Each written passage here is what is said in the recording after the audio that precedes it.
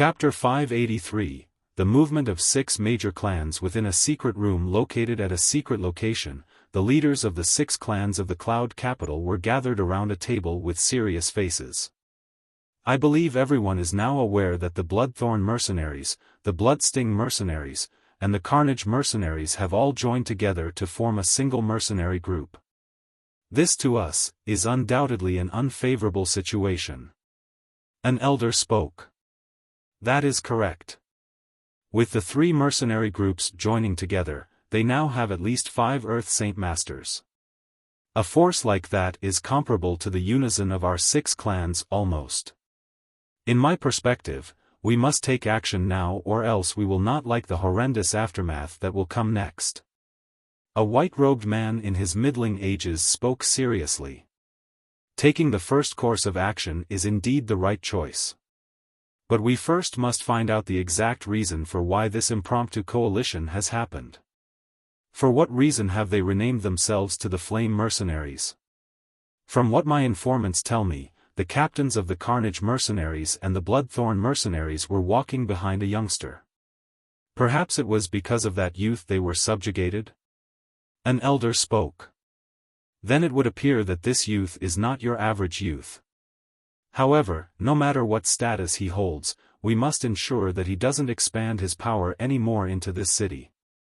In 2 short days, this youth was able to combine 3 large mercenary groups together. That alone is proof enough that his ambitions are beyond what they should be. 3 groups won't be enough to satisfy him, I bet. If we allow him to gather even more strength in this city, then his next targets will be us soon enough. I can agree with that sentiment. If we continue to sit around like this, then we will ultimately be digging our own graves. When the moment comes for the Flame Mercenaries to overcome us in power, then the next sacrifice to be annexed will be us. We must take action now without any time to spare. And so the 6 men descended into a fierce discussion. The rate of growth that the Flame Mercenaries gained was more than enough to cause them all to feel restless. An elder with white hair suddenly gave a light cough. Gentlemen. This old man has thought of a way to stop the Flame Mercenaries from growing any stronger. If the Flame Mercenaries wishes to annex all of the stronger factions in the Cloud Capital, then why can't we do the same? This way, our 6 clans can unite to form a single alliance and have any and all factions that wish to preserve their status and name to join with us for the time being. In the case that the other side begins their encroachment, then we will have enough men to start a counter-defense. Yes, I agree. This is a very good way to deal with the growth of the Flame Mercenaries. With their current strength, it will mean an unbelievable amount of damages on our part if we try to act against them now. But if we unite everyone, then we'll have enough people no matter how much the Flame Mercenaries try to expand. And at the same time, we'll have more than enough manpower to eliminate the Flame Mercenaries while minimizing our own damages. Yes, that seems like the best course of action. However, I don't believe the Flame Mercenaries will for sure try to fight against the entire Cloud Capital. Still, that does not mean we should not try to prevent his growth. Otherwise, it will be hard to do so in the future. For now, we should wait and see what they do next. In the case he does try something, we will have to be ready to stop him. Then we shall implement this course of action straight away. Time cannot be wasted, let us all return home to make the proper preparations. A short amount of time later, the 6 clans had all a plan to counteract against the Flame Mercenaries. The growth of the Flame Mercenaries had been far too fast for their liking if they had been able to subjugate 3 different mercenary groups in 2 short days. It was a fearful thing for the 6 clans. None of them wanted to be annexed by any single power, so they had been more than willing to suppress the Flame Mercenaries at a moment's notice. The response from the 6 clans had been very fast. As soon as their discussion were over, each one of the clans had immediately got into contact with every single faction they knew. Since these factions were also aware of the situation with the Flame Mercenaries, not a single one of them had hesitated to join with the 6 clans to form an alliance. With even more people added into the group, the alliance had quickly expanded. As of that current moment, there were at least 10 Earth Saint Masters in the alliance along with the ones from the 6 clans. News of the 6 clans joining together to form an alliance had made its way to Jian Chen's ears as well, but he had not been concerned in the slightest. In his eyes, it was a futile attempt that served absolutely no use. On the second day, Jian Chen had gathered the captain of the Blood Rose mercenaries, Jasmine, the captain of the Bloodthorn mercenaries, Ha and the captain of the Carnage mercenaries, Zhan Tian, and his 2 vice-captains together with Jian Chen standing in front of them. By his side was a worn-out manual. Pushing the manual towards them, Jian Chen spoke, "Now that you've joined the Flame mercenaries, I will fulfill my end of the bargain. In front of me are 5 primary Earth tier battle skills. Choose whichever one fits you most. In the future, when someone from your group becomes an Earth Saint Master, then let them learn from this manual. In the future, if your contributions are good enough while also maintaining a loyal attitude to the Flame mercenaries, then I will impart a Heaven tier battle skill to you. Thank you, Captain." Seeing the manuals on the table, each one of the captains had flames in their eyes as they gave their thanks before immediately choosing from one of the 5 battle skills. Out of the 5 of them, the captain of the Bloodthorn mercenaries had been the most excited. He had joined the Flame mercenaries solely because of Jasmine, so he hadn't realized that joining the Flame mercenaries would have such a great bonus like this. When Jian Chen had talked about the Heaven tier battle skill, his own heart was nearly about to leap out from his chest. Jian Chen's actions there had been an undoubtedly good plan to entice the hearts of people. With an Earth tier battle skill, Jian Chen would cement the feelings of loyalty they had for the Flame mercenaries while also eliminating any ill will they might have for joining. Seeing the excited expressions on everyone's faces, Jian Chen smiled in response. This was a satisfactory reaction that he expected to see. After a short while, he spoke, "Our Flame mercenaries won't stay too long in the Cloud Capital. Perhaps in a few days, we'll leave this place, so prepare your groups to move out of the city. Captain, I have a question to ask. Does the Flame mercenaries have a place to stay? Where might it be? It can't be possible to have this many people drifting this way and that." Ha and I asked. With a pensive expression, Jian Chen spoke, "As of right now, there is no determined spot. Right now, we are just expanding the power of the Flame mercenaries. After we subjugate the rest of the Cloud Capital and then the rest of the Blue Wind Kingdom, we'll expand outwards into the surrounding kingdoms." This time, both Ha and Jasmine were startled to hear Jian Chen's plan. Neither of the two had thought that he would be thinking on such a large scale. To annex the entire Blue Wind Kingdom of its mercenary groups and then the ones from the surrounding kingdoms was not what they expected to be his goal. That concludes our discussion for now. Our next step is for you 5 to subjugate the powers with the Earth Saint Masters in the name of our Flame mercenaries. Jian Chen spoke. With Zhan Tian and the other 4, there was no need for Jian Chen to personally take part. Those 5 would be more than enough. With that order, the 5 of them walked away. After they left, Jian Chen took the tiger cub who was rolling around on the bed into his arms and began to stroke its furry head as he started to think about what the next plan would be.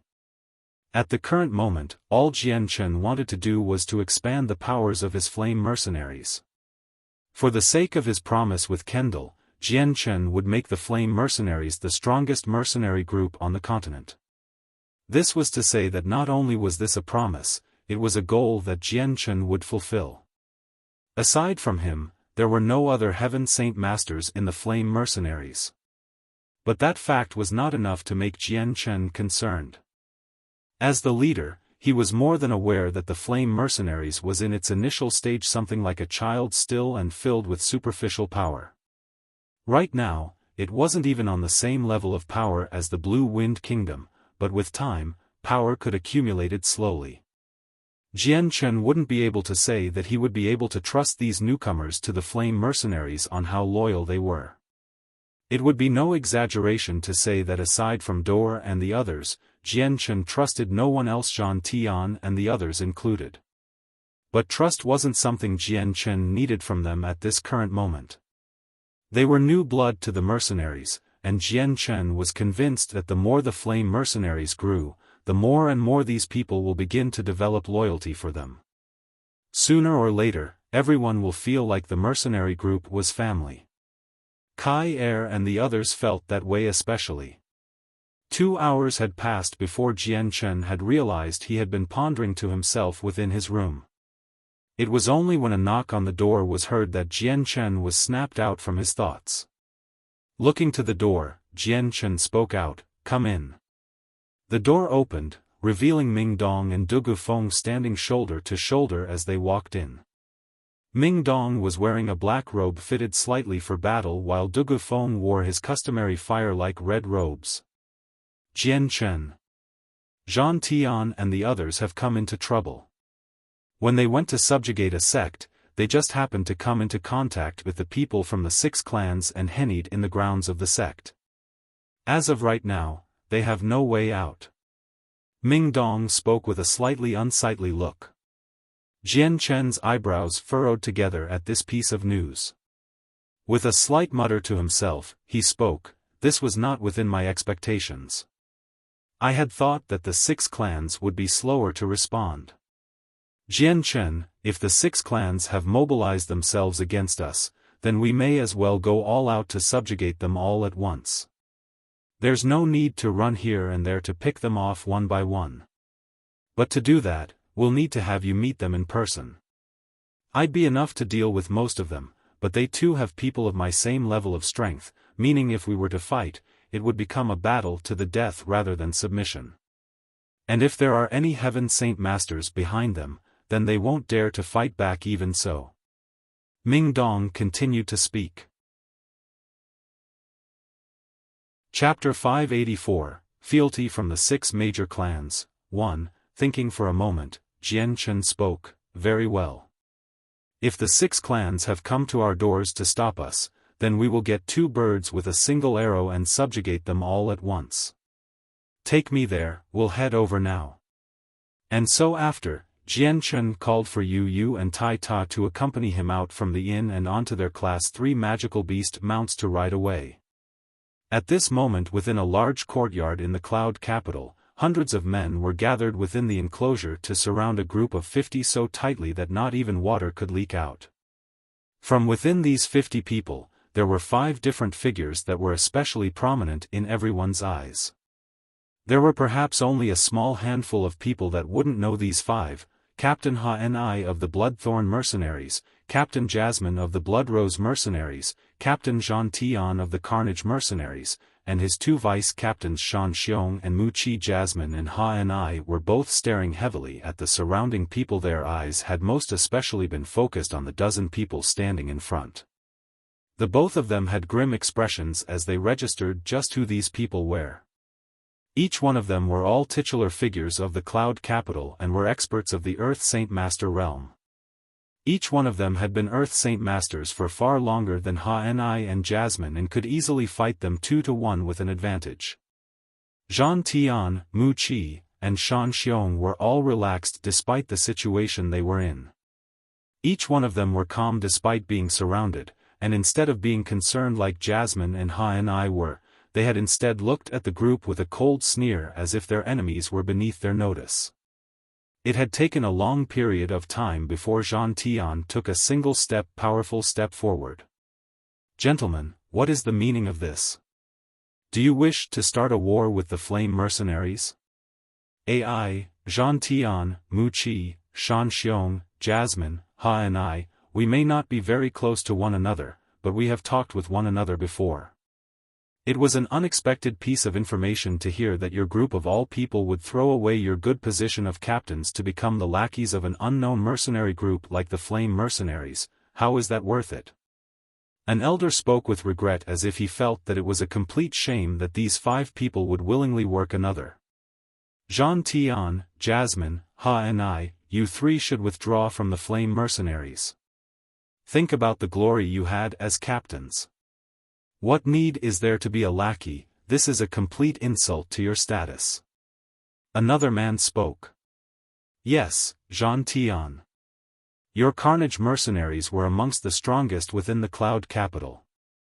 But now you've completely thrown away your entire group to the whims of another to use. Is that not an unworthy use of them? There's still time to go back.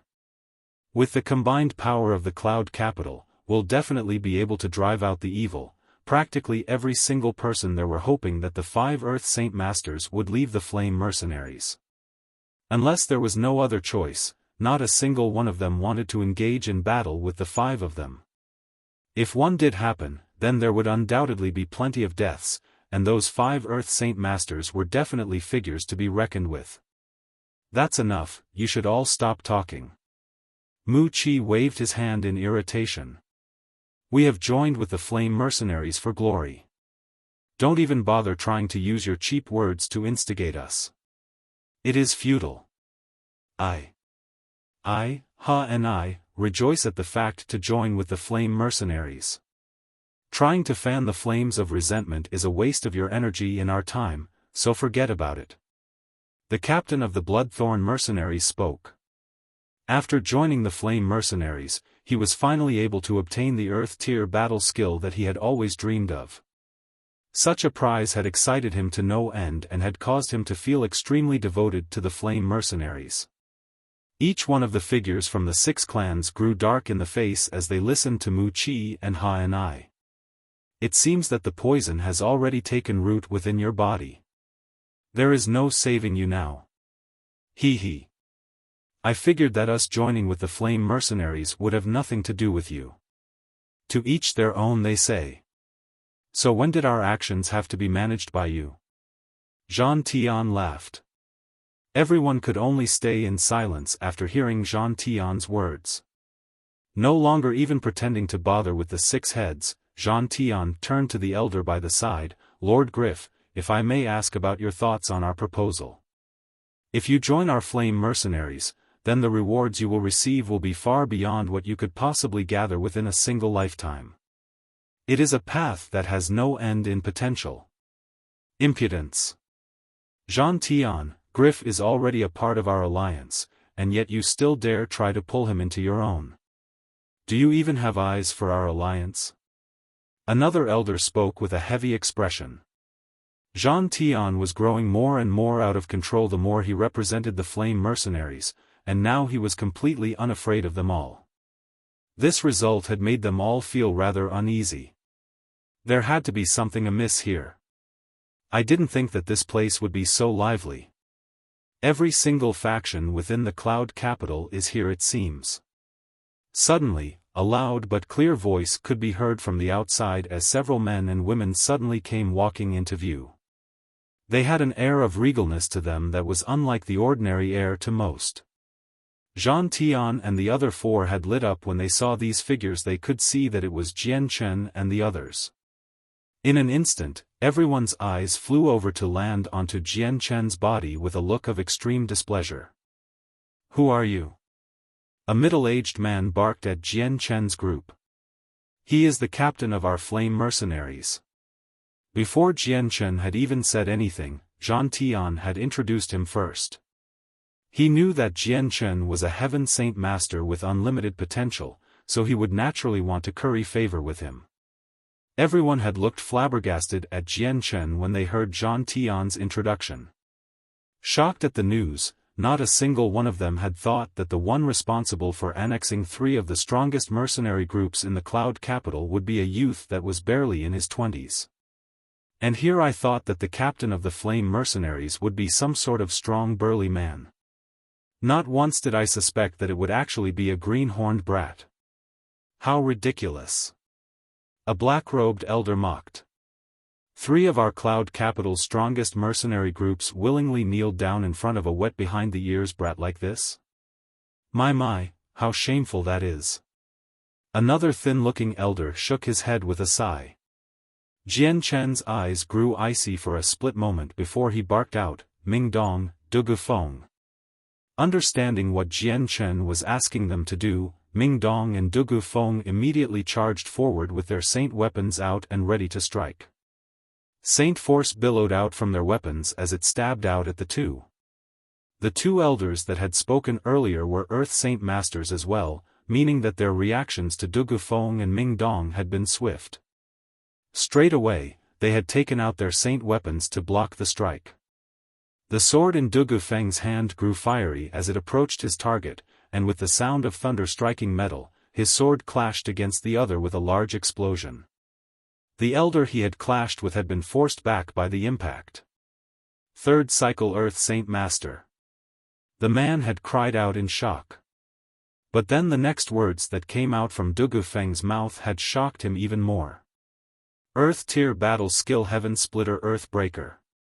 A tremendous amount of fire billowed out from his giant sword as he lifted it upwards. With a mighty heave, Dugu Feng brought the sword down onto the elder to cleave him in two. The elder had wanted to dodge when a fierce amount of pressure suddenly locked him into place. Feeling as if he had been bogged down by some sort of quagmire and had a 1,000-pound weight forced onto him, the elder had been rendered helpless to move. With no other choice, the elder could only make use of his human tier battle skill to try and defend himself against the earth tier battle skill. A human tier battle skill was like striking a stone with an egg when faced against an earth tier battle skill. As expected, the elder's body had been knocked flying away with blood coming out from his mouth after sustaining a tremendous amount of damage.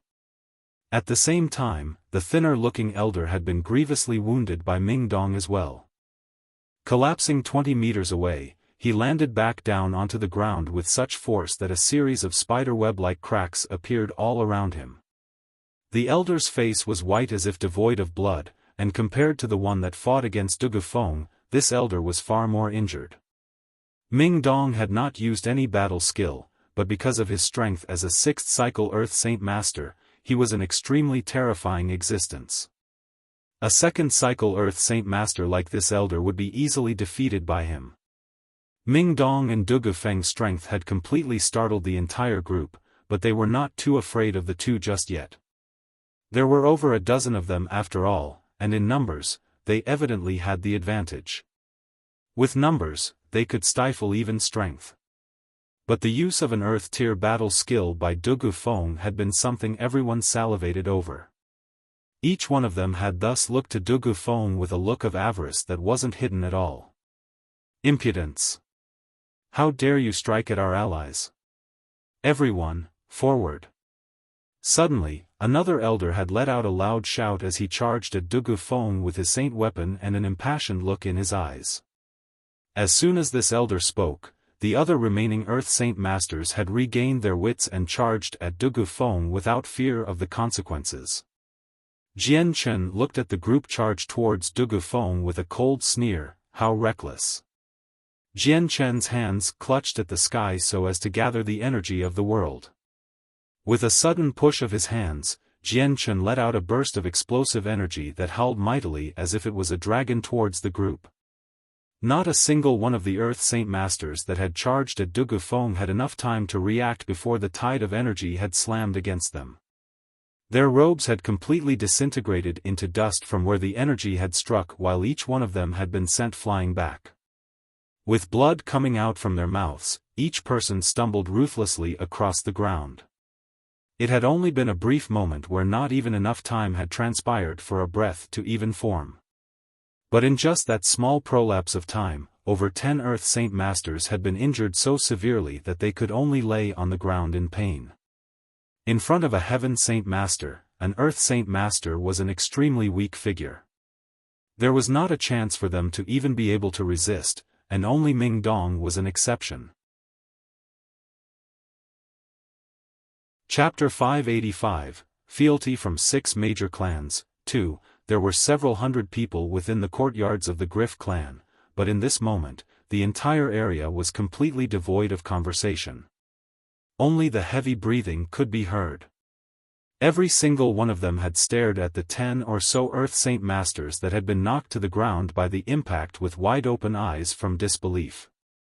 Ha-Ni and Jasmine had been surprised by Jian Chen's strength as well, since they had no idea just how strong he was. And so even the two of them stared at Jian Chen in silent surprise for a long while. With a single move, more than 10 Earth Saint Masters had been heavily injured. Just what kind of monstrous strength was this? Wah! Cousin, you are really strong. Without any effort, even all these Earth Saint Masters were taken care of. Is this the true might of a Heaven Saint Master? How amazing! Suddenly, a loud but excited sound broke the silence that had descended upon the area. Bai Lian had cried out to Jian Chen with such elation that her face had gone red. Heaven Saint Master! Those 3 words had been like a sledgehammer that slammed into everyone's chest and caused them to shiver violently. And now when they looked at Jian Chen, everyone was now appalled at the sight. None of them could hardly dare to believe their eyes.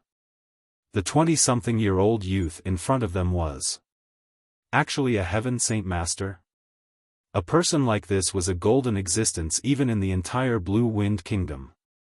Even the king of the kingdom himself would have to treat Jian Chen with the utmost sincerity and manners.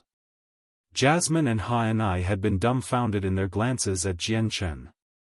It was only right now that they had realized this captain that they had been in contact with had been a Heaven Saint Master this entire time.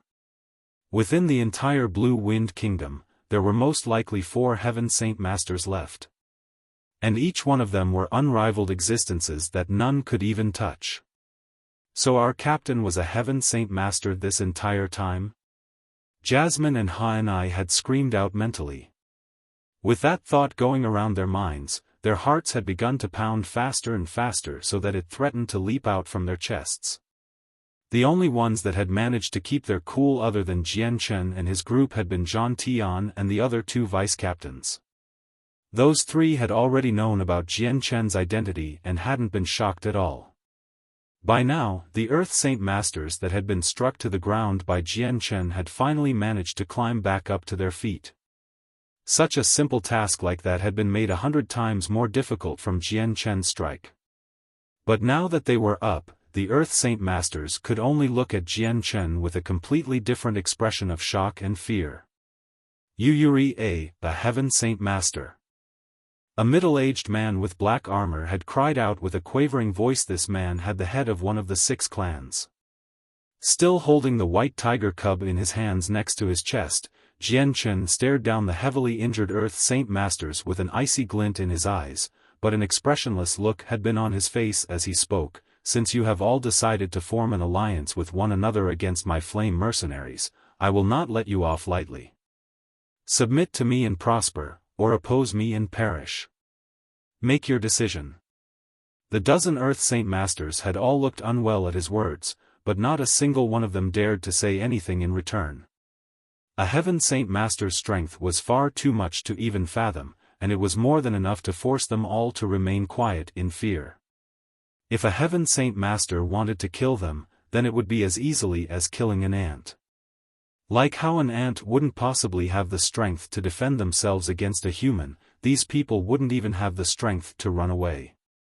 With his speech, Jian Chen had managed to bring silence back down onto the courtyards. A moment later, an elderly man came walking forward before kneeling down in front of him and spoke out respectfully, "Oh, revered one, I am called Griff. My Griff clan would find it an honor to serve as your hands and feet and joined into your flame mercenaries." This elder was an Earth Saint Master himself and was also the master of the courtyard they were all standing in. Jian Chen smiled as he nodded his head, "Very well. My flame mercenaries won't treat anyone unfairly. To be able to serve your majesty would be a great honor for my Griff clan.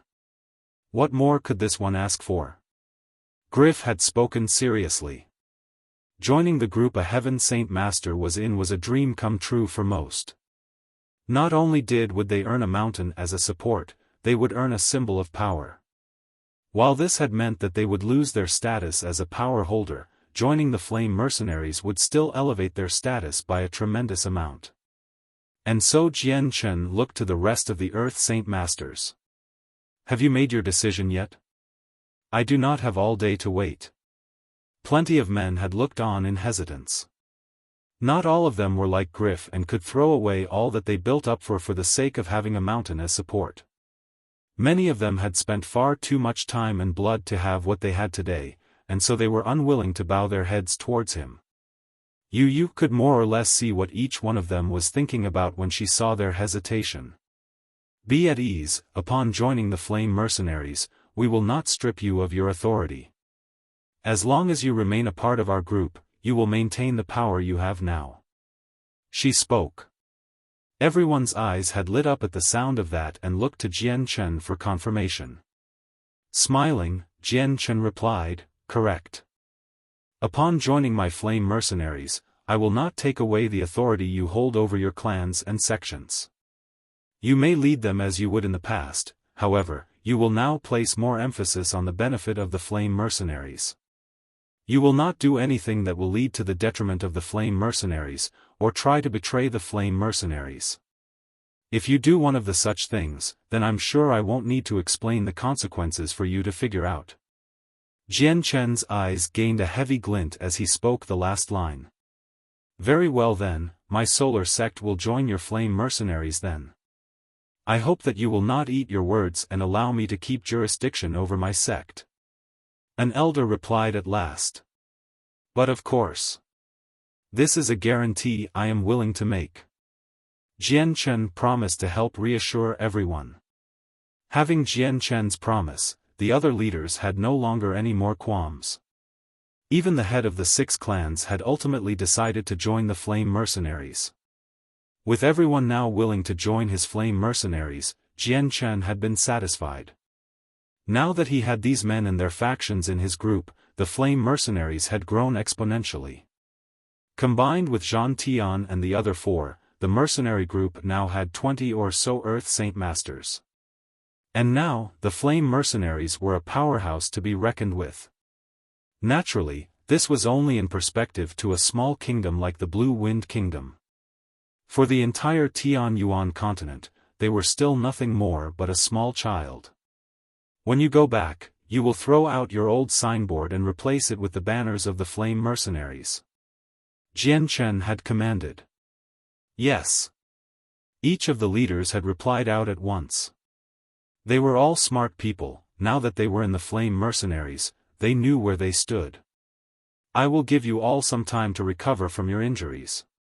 But make sure to take care of whatever needs to be done within your households, for as soon as you are all healed, we will be leaving the Cloud Capital."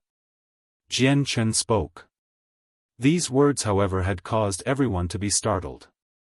"If we leave the Cloud Capital, then the power we've built up within this city will." One of the elders had been unwilling to leave behind the power base he had built up with his blood and sweat for so many years. "A tiny amount of power like this is enough for you to be reluctant? How short-sighted you are. Follow our captain and he will guide you all to greatness. The power you all wield here in this tiny city pales in comparison to the future power our captain will bring us all." Zhang Tian had barked out. And so the doubt in everyone's heart gradually began to melt away. Now that Jian Chen had given them all their respective tasks, everyone had split ways to go off and do as they should. Not a single one of them had remained behind. Even Ming Dong, Zhang Tian, and the others had left as well. Now that the major 6 clans and several other factions had been recruited into his Flame Mercenaries, there wasn't anything else within the Cloud Capital that appealed to Jian Chen. In just 3 short days, Jian Chen had completely monopolized the entire power of the city. "Wah, brother, you're so strong." Each one of those people were joined the Flame Mercenaries without question. If this was Fengyang City, not a single one of those groups would be as strong as the top 3 clans. Bai Lian spoke excitedly. Everything that happened today had been something that she couldn't even possibly imagine even in her dreams. Jian Chen had a kind smile on his face when he saw the excitement that was on Bai Lian's face. The fact that she had called him brother had given Jian Chen a rather warm sensation. Aside from his duty to protect Bai Lian from harm, Jian Chen now felt that he had a duty as an older brother to make her happy. "Bai Lian, since you haven't condensed your saint weapon, you must make sure you keep hard at cultivating. As long as you are strong, you will be able to do what you set your mind to. If you need some monster cores to cultivate, then feel free to ask me for them." Jian Chen spoke. A sour look had immediately spread over her face. "Brother, it's not as if I'm not trying hard enough. It's because my talent at it isn't like yours. No matter how much I try to cultivate, my speed is exceedingly slow. I'm 18 years old and I'm barely at the 6th layer of Saint Force. There's still a very long time until the 10th layer, I'm afraid. But then a sweet smile appeared on her face afterwards as she laughed, but that's not important. As long as I have a brother like you to protect me, no one will dare bully me. Chapter 586, Alarming the King. Forcing out a smile, Jian Chen spoke. Bai Lian, you are thinking a little too simplistically. I am nowhere as invincible as you think I am. In truth, there is a heavy weight on my shoulders. With blinking eyes, Bai Lian stared curiously at Jian Chen. Brother, just what weight is there on your shoulders? A sigh had escaped from Jian Chen's lips. He did not wish to discuss this problem and had thus decided to change the topic. Bai Lian, although your aptitude for cultivation is lackluster, there are plenty of heavenly resources that could change that. Wait until we come across one, I will buy one for you and see that you will find a renewed chance at cultivation. A heavenly resource that can do such a thing would have to be extremely ancient in age. Those are far and few on the continent, and each one of them worth a city's weight in gold almost. Only a very robust and flourishing kingdom would have these heavenly resources in stock. A kingdom like the Jesson or Blue Wind Kingdom would never have the chance for one. In other words, to come across one would be very rare. The usually very quiet Du Gufeng spoke. Wait until we have the chance to explore. I'll do my best to go and find if there are any heavenly resources that fit the description. Jian Chen laughed. As of right now, the amount of gold Jian Chen had could rival a kingdom. The loss of money for the sake of a heavenly resource would not bother him at all. And even Bai Lian had felt a mellow warmth in her heart and a smile on her face when she saw the care and concern Jian Chen had for her. With that said and done with, Jian Chen turned his attention to Tai Ta, who was currently seated on top of his magical beast mount in stone-cold silence. Having known Tai Ta's personality and what his expression meant, Jian Chen could tell that it would still take some time before Tai Ta would finally adjust to survival on the continent. Tai Ta, all that you've personally seen so far are just par for the course on the Tian Yuan continent. A continent where the strong eat the weak and where only the strong have the right to speak. To survive, you must be strong, and without power, there is no point in any discussion. Jian Chen spoke. A forlorn expression was on Tai Ta's face when he looked up to Jian Chen. Jian Chen, this world is far too cruel. I feel as if this is a land where bandits roam. That is an apt analogy, the world has always been like this. Without power, you will only be bullied by another. With power, everyone will fear you and would dare not anger you. What just happened in the courtyards of the Griff clan is only proof of that. Jian Chen laughed. Huh, big fellow, you're already such a big person with a mean-looking face yourself. But your heart is pure. What a twist. Ming Dong laughed. Tai Ta's face had reddened when Ming Dong had addressed him, but instead of saying anything back to him, Tai Ta had instead chosen to remain quiet. Jian Chen's eyes had looked to Yu Yu by his side. She wore a white robe that accentuated the refined grace she had. It had been no wonder that as a princess, she was said to be beautiful even to bring a kingdom to its knees. There had been a twinge of guilt in his eyes, however. She was his fiancée, but he had no idea how he should treat her now. In his mind, he had no idea how to treat Huang Luan either. She loved him and his parents had betrothed him to Yu Yu, but hadn't personally thought anything about it. Even now, he still didn't even know how to approach the question.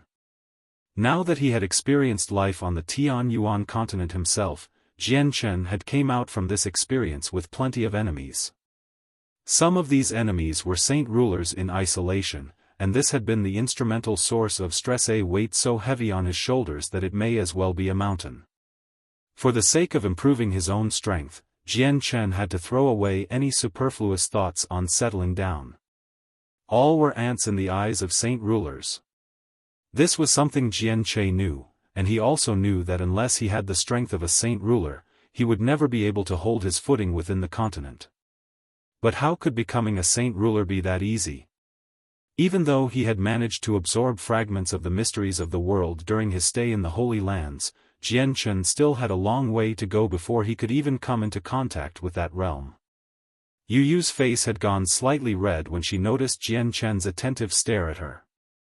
Gingerly shifting over to him like a bashful deer would tiptoe over to the bush, she whispered to him, "Jian Chen, was there something you wanted?"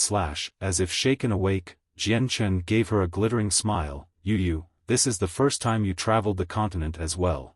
Are you accustomed to how the life of a wanderer is now?" Smiling sweetly, Yu replied, "I am rather fond of this lifestyle. Every day is another day where I get to experience and see something new in the world. There's just so much to this world unlike what there is to be seen in the palace." Every day was spent in boredom and the same scenery, and leaving the palace was very troublesome. In the past, I was able to see what the world might have looked through the books in Kargath Academy. It was these books that made me yearn to travel the continent, and now I can finally see the sights for myself. Yu smiled in bliss. The world may be magnificent, but there are just as many dangers as there are sights. Every place of the world has plenty of risks and dangers that could end up as a fight to the death. Every day is a day that a person will die. A peaceful life is not something that anyone could experience. With some slight bitterness to her face, Yu responded to him, "Jian Chen, your strength is far more than enough to step across the continent as you please. Just what weight is it on your shoulders that you cannot put down to enjoy life a little bit?" "Ai." Jian Chen sighed. "The weight on my shoulder is something I cannot put down. There are still matters that I must resolve." "Just what sort of matters, will you tell us?" Yu asked curiously. Jian Chen shook his head. "It isn't that I don't wish to tell you, it's just that there is no benefit in you knowing the answer.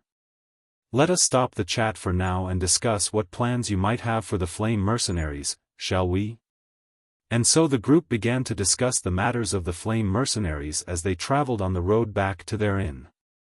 Although they had now monopolized every single powerful faction within the Cloud Capital, they were still staying within the inn from before. At the same time they had entered the inn, every single leader that had just joined the Flame Mercenaries had made it home as well.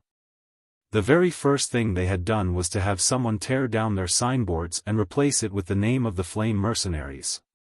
Jian Chen's actions had flown at incredible speeds around the Cloud Capital. Soon enough, practically everyone had heard and learned about how the equilibrium of power had been completely and thoroughly shattered. In the past, there had been many factions vying against each other, but now, there was only a single faction left.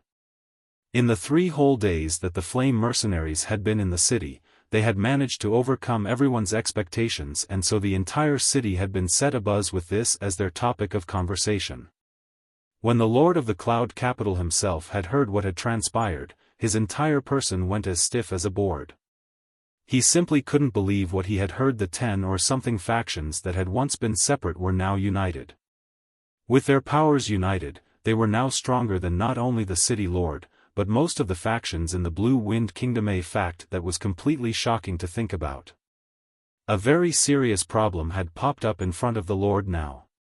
His power as the Lord of the city was practically for show now, and if the Flame Mercenaries were to try and do something in the city, there would be no way for him to do anything but to stand and watch by the sidelines. Just what sort of god is the captain of the Flame Mercenaries? If he is able to unite so many factions together under his banner, just what is he made of? The Lord had spoken with narrowed eyes. The robustness of the Flame Mercenaries had caused the man no small amount of discomfort. The Flame Mercenaries has already evolved to a point where even I cannot do a thing about them. All that's left for me to do is to report this to the king himself. The Lord muttered before hastily writing a letter to send off to the Imperial Palace with the utmost haste. Nearly half a day later at the Imperial Palace of the Blue Wind Kingdom, the king had been sitting in his study room when he received the letter. Reading it, his face grew more and more solemn, and the further he read, the more his eyebrows furrowed together. A long while later, the king had finally put down the letter with a questioning mutter, "Flame mercenaries? Just where in the world did they come from? I've never heard of such a name, and yet they have already subjugated several factions that had an Earth Saint Master in their ranks. That is practically unbelievable." The fact that the Flame Mercenaries had managed to accomplish so much by uniting several dozen factions together into one faction had been an extremely important issue that made the king very worried. Then, as if the king had thought of something, his eyes begun to sparkle. "Perhaps there is a Heaven Saint Master within the Flame Mercenaries. Only a Heaven Saint Master would be able to accomplish a feat like subjugating several factions at once." Having reached this conclusion, the king's face grew inexplicably solemn. "Men! Call for Master Ku Yun into my study at once." Soon enough, an elder with grey robes came striding into the room. This elder was in his 60s and had bright eyes that sparkled brilliantly. "Your Majesty, what matter have you called me here today?" The elder smiled, but he did not bow to him. Holding out the letter to the man, the king spoke, "Master Ku Yun, please take a look yourself." Waving his hand, the man floated the letter from the king's hand and into his own hand before starting to read it. Soon enough, the elder's eyes begun to show signs of surprise. What a mercenary team this Flame Mercenaries is. In 3 days, they managed to unite over a dozen factions? But with a strength like that, why have I never heard of the Flame Mercenaries before? I am quite vexed by this situation. These Flame Mercenaries are most likely a foreign power that immediately sought out to subjugate an entire first-class city in one go. Their scheme is very apparent to see. If we let them alone in our kingdom to grow, then they will become the bane of our existence sooner or later. The king spoke seriously. Chapter 587, The Advent of a Powerful Enemy. "Your Majesty, are you saying to get rid of this group?" the elder inquired. A hum escaped from the king's mouth. "I wouldn't say get rid of. The fact that another strong individual has appeared within the Blue Wind Kingdom is a boon to us as a whole. But I fear if he is an outsider and has come into our kingdom to expand his influence before taking those men and leaving the kingdom. Should that happen, the damages to our kingdom would be huge. We have only just finished a war with the Jessan Kingdom. Our weakened kingdom definitely cannot sustain another crippling. Then what does your Majesty believe needs to be done?" "Master Ku Yun, I'll be troubling you this time. I hope that you will be able to investigate the Flame Mercenaries yourself and see what their goals are. If they wish to stay within the kingdom as they try to grow, then I will of course welcome them. But if they wish to steal away people or anything else that could affect our kingdom negatively, then we must strike them down at once without mercy." The king spoke. "Understood, I know what needs to be done."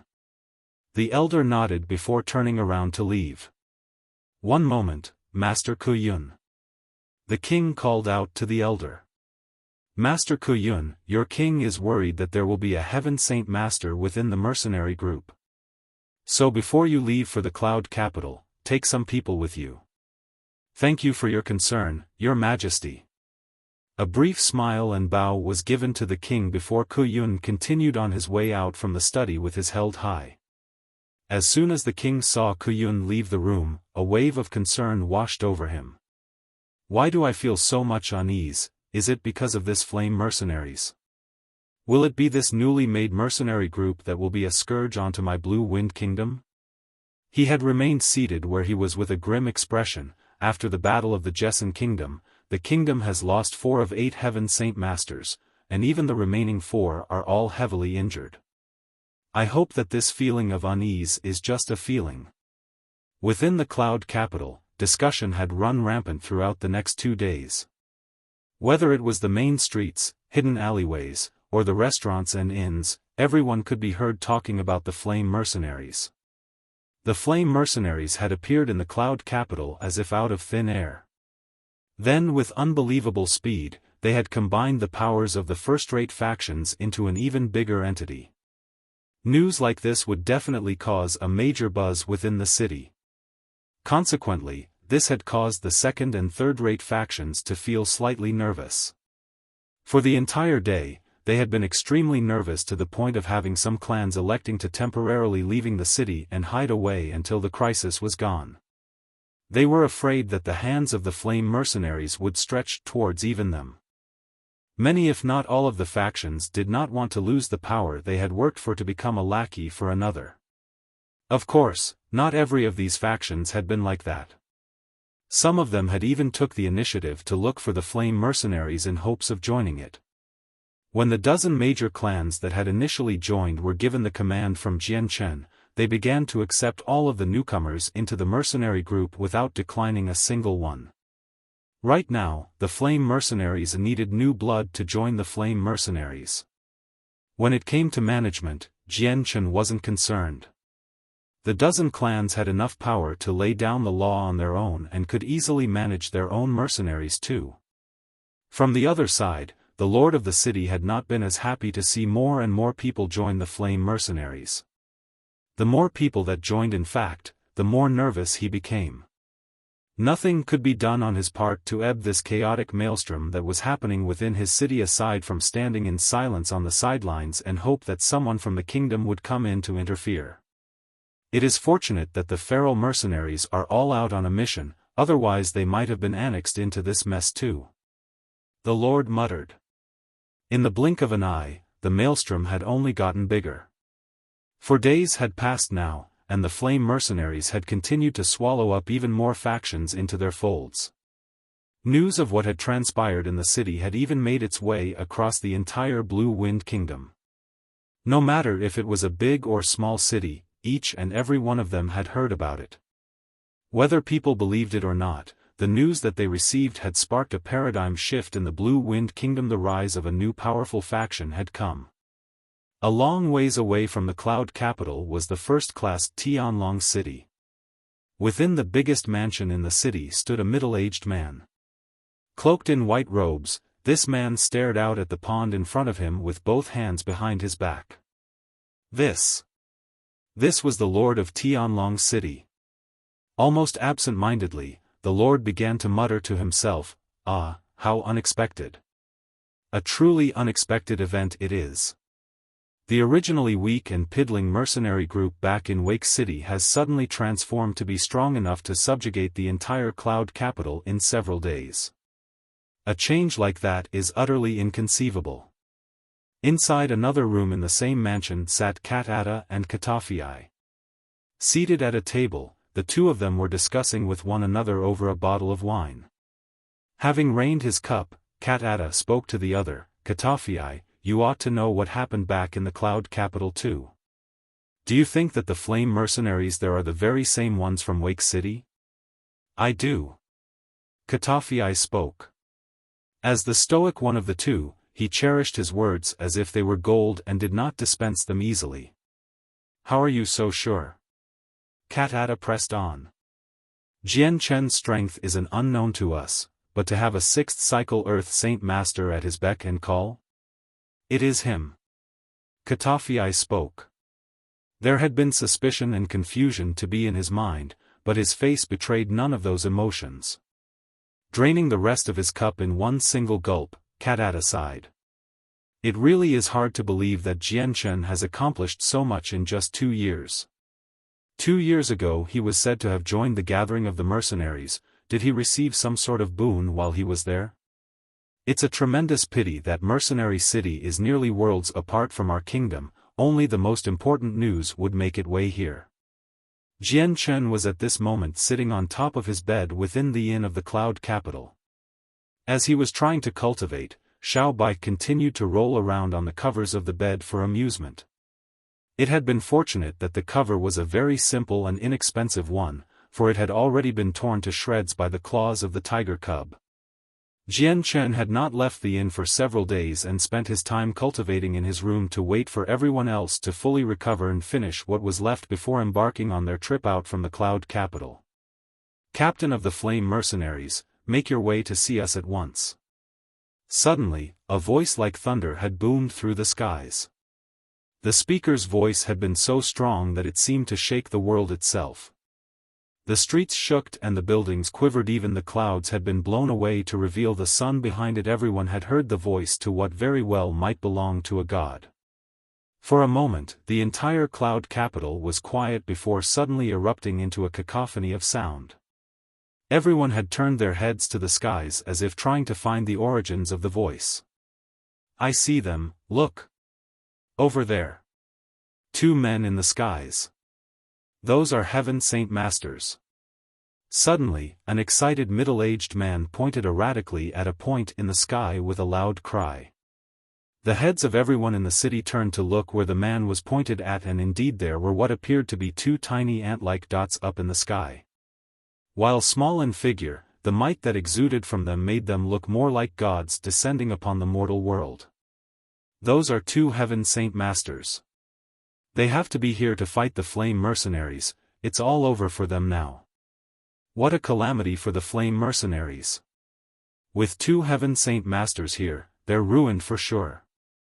Everyone had been furiously discussing this topic with some hidden glee. But those who had joined the flame mercenaries already had gone pale in the face. The lord of the city came scrambling out from his mansion to stare out into the skies at the 2 Heaven Saint Masters. 2 Heaven Saint Masters? His Majesty has sent 2 over them over?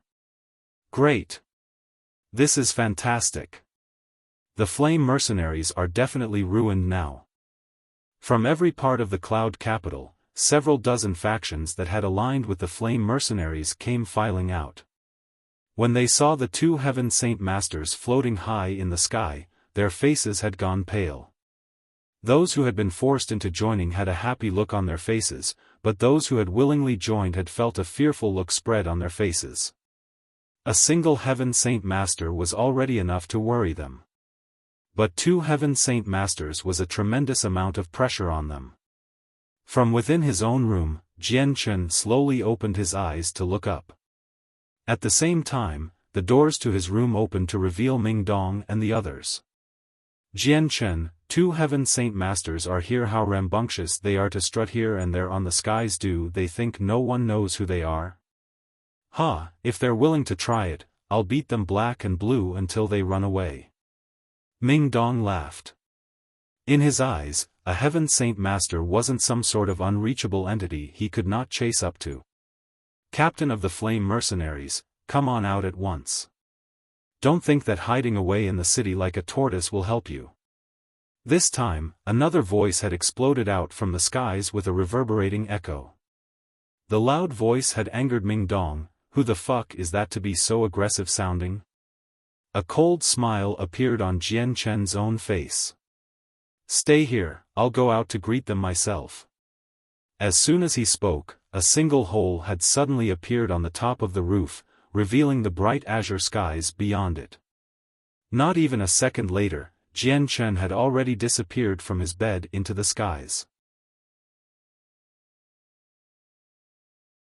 Chapter 588, A battle that entrances the entire city. Above the skies of the cloud capital, the 2 Heaven Saint Masters from the Blue Wind Kingdom towered over the ground like 2 gods watching over the mortal realm. And on the streets below, countless of bystanders craned their necks to look up. For these 2 Heaven Saint Masters, everyone could only look at them with expressions of admiration and uncontained worship. The realms of Heaven Saint Masters was a realm that mercenaries could only look at in yearning. Talks of reaching this realm was merely just talk. Out of the millions of people in the Blue Wind Kingdom, not even 10 of them were Heaven Saint Masters. Suddenly, an azure streak of light zipped into the skies. In the blink of an eye, the light had already risen 500 meters to near the 2 Heaven Saint Masters. The speed of this light had been so fast that the bystanders on the streets hadn't even seen it clearly or where it had even come from. "Everyone, look! Another Heaven Saint Master has appeared. Do you think he's the captain of the Flame Mercenaries? He has to be. But I didn't think that there'd be another Heaven Saint Master here. What speed that captain has! I didn't even see where it was coming from. He has to be a very powerful one. Humph, this time there's 2 Heaven Saint Masters from our kingdom to greet him. No matter how strong this captain is, there's no way he'll be a match for two Heaven Saint Masters. Right now, the eyes of everyone in the city had been glued to the sight in the skies. No matter what it was they were doing, everyone could only stare at this splendid sight for them and discuss to one another furiously. No matter where one went in the city, the streets were jam-packed with people that stood transfixed. Inside his mansion still, the Lord of the Cloud Capital concentrated his eyes onto the third Heaven Saint Master. So, the Flame Mercenaries had a Heaven Saint Master as a captain. He muttered. The leaders of every single faction within the city had stood entranced at the sight as well. Staring at the three ant-like objects in the sky, each and every single one of them had found a sudden desire to see what type of battle the three Heaven Saint Masters would perform for them. Up in the skies above, Jian Chen and the two Heaven Saint Masters stood 20 meters apart from one another. I am the captain of the Flame Mercenaries. Was there something you wished to know? Jian Chen sneered with narrowed eyes. Rooted to where they were in the skies, the two Heaven Saint Masters from the Blue Wind Kingdom could only stare with rigid wide eyes at the dreadfully familiar face of Jian Chen. Already had their faces gone slightly awry between the two sides was already a pre-existing grudge. The captain of the Flame Mercenaries was you? One of the Heaven Saint Masters spoke, the expression he had before had disappeared without a trace. Jian Chen laughed coldly, correct. It is this one. Since you were so adamant on calling me out, was there something you wished to tell me? The eyes on Jian Chen's face suddenly gained a spark of killing intent in them. Sensing the killing intent from Jian Chen's eyes, the two Heaven Saint Master felt their hearts tense up in vigilance. They had first seen each other in the battle with the Jessen Kingdom, and it was there that they saw this youngster kill the Heaven Saint Masters from the Qiangan and the Blue Wind Kingdom himself. In the end, only 4 out of the 8 Heaven Saint Masters from the Blue Wind Kingdom had escaped with their lives. Despite the tender age of this youth, these two Heaven Saint Masters knew better than to belittle him for his age. There was absolutely no way possible that they could win against this man. This is an unfavorable situation, we're leaving. The two Heaven Saint Masters had immediately resolved to leave the area when they sensed the killing intent from Jian Chen grew heavier and heavier. It went without a doubt that should they stay here, the skies above the Blue Wind Kingdom would become a battlefield sooner or later. And under no circumstances did either of the two wish to partake in a battle with a man who could kill Heaven Saint Master after Heaven Saint Master consecutively. Leaving? What makes you think that you can do that so easily? Jian Chen laughed, he had no plans on allowing these two to leave so easily. Clenching both of his palms, 2 swords made of fire suddenly materialized out of thin air and shot towards the 2 escapees. Detecting the abnormality behind them, the 2 Heaven Saint Masters thought to themselves, it seems that a battle is unavoidable. The 2 of them had reacted quickly to the attack, and so with a thought, a wave of earth and water suddenly gathered in their hands. Within a mere second, a dragon made of earth and water had formed between the 2 men. Seeing that the 2 men were seemingly competing with him in a battle of elements, Jian Chen let loose a sneer on his face. Fire is the strongest of the 6 elements in strength, even the light and dark elements would be unable to compare. If you wish to fight me with the elements, you will surely be the ones to eat the loss. The Heaven Saint Master controlling the Earth Dragon had not said a word and instead pushed out his hands. With that action, the Earth Dragon flew out with a roar to charge towards Jian Chen. Fire is indeed the strongest element of the 6, but my water will put out your fire nonetheless. The other Heaven Saint Master barked out. The aquatic dragon let out a roar of its own before flying towards the blades of fire to devour it. Bang! The earthen dragon made contact with one of the flame swords with an explosive bang. In an instant, the dragon had been reduced to dust before fading away in the skies, while the sword had continued onwards, albeit being smaller than before. Before the impact, the sword had been 5 meters long, and now, it had been reduced to a single meter. Another explosion rang out through the skies shortly afterwards as the second flame sword collided with the water dragon. In a brilliant display, the water dragon exploded apart to turn into a spherical ball of water to try and drown out the flame sword within it. SSSSSSH. Water and fire were in nature contrasting elements. So when the two elements intertwined with one another, a sizzling sound could be heard while vapor rose up from the sphere to cover the visibility of the three combatants with the smoke.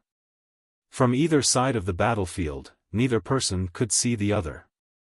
The cloud capital had been a cacophony of sounds that erupted this way and throughout the city. But now, the city had transformed into a ghost city without a single bit of life to be seen. Not a single person had said a word as they watched the spectacle above them. Even the rooftops of the buildings had people standing on top of it, but not a single of them had dared let out a breath of air as they watched the battle. Ming Dong, Du Gufeng and the others stood on top of the roof of the inn to look up at the battle. Not a single one of them had looked worried for Jian Chen. However, they did not need to worry about any danger that might befall Jian Chen as they were all confident in his strength. 2 Heaven Saint Masters weren't nearly enough to harm him, and even if that number were to be multiplied, Jian Chen would not be harmed still. Only Bai Lian had been nervous about Jian Chen since she did not know his full strength. She knew that her older cousin was a Heaven Saint Master as well, but the fact that he was going up against 2 other Heaven Saint Masters worried her greatly about Jian Chen's life. Just like Bai Lian, Tai Ta had worried for Jian Chen too. Bang!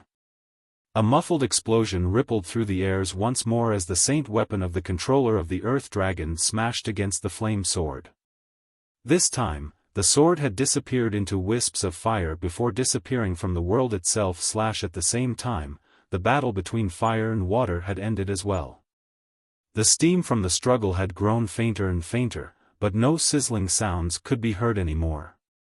Finally, the 3 Heaven Saint Masters could see that the water dragon had disappeared without even a drop of water to be seen, while the flame sword had decreased by half its size.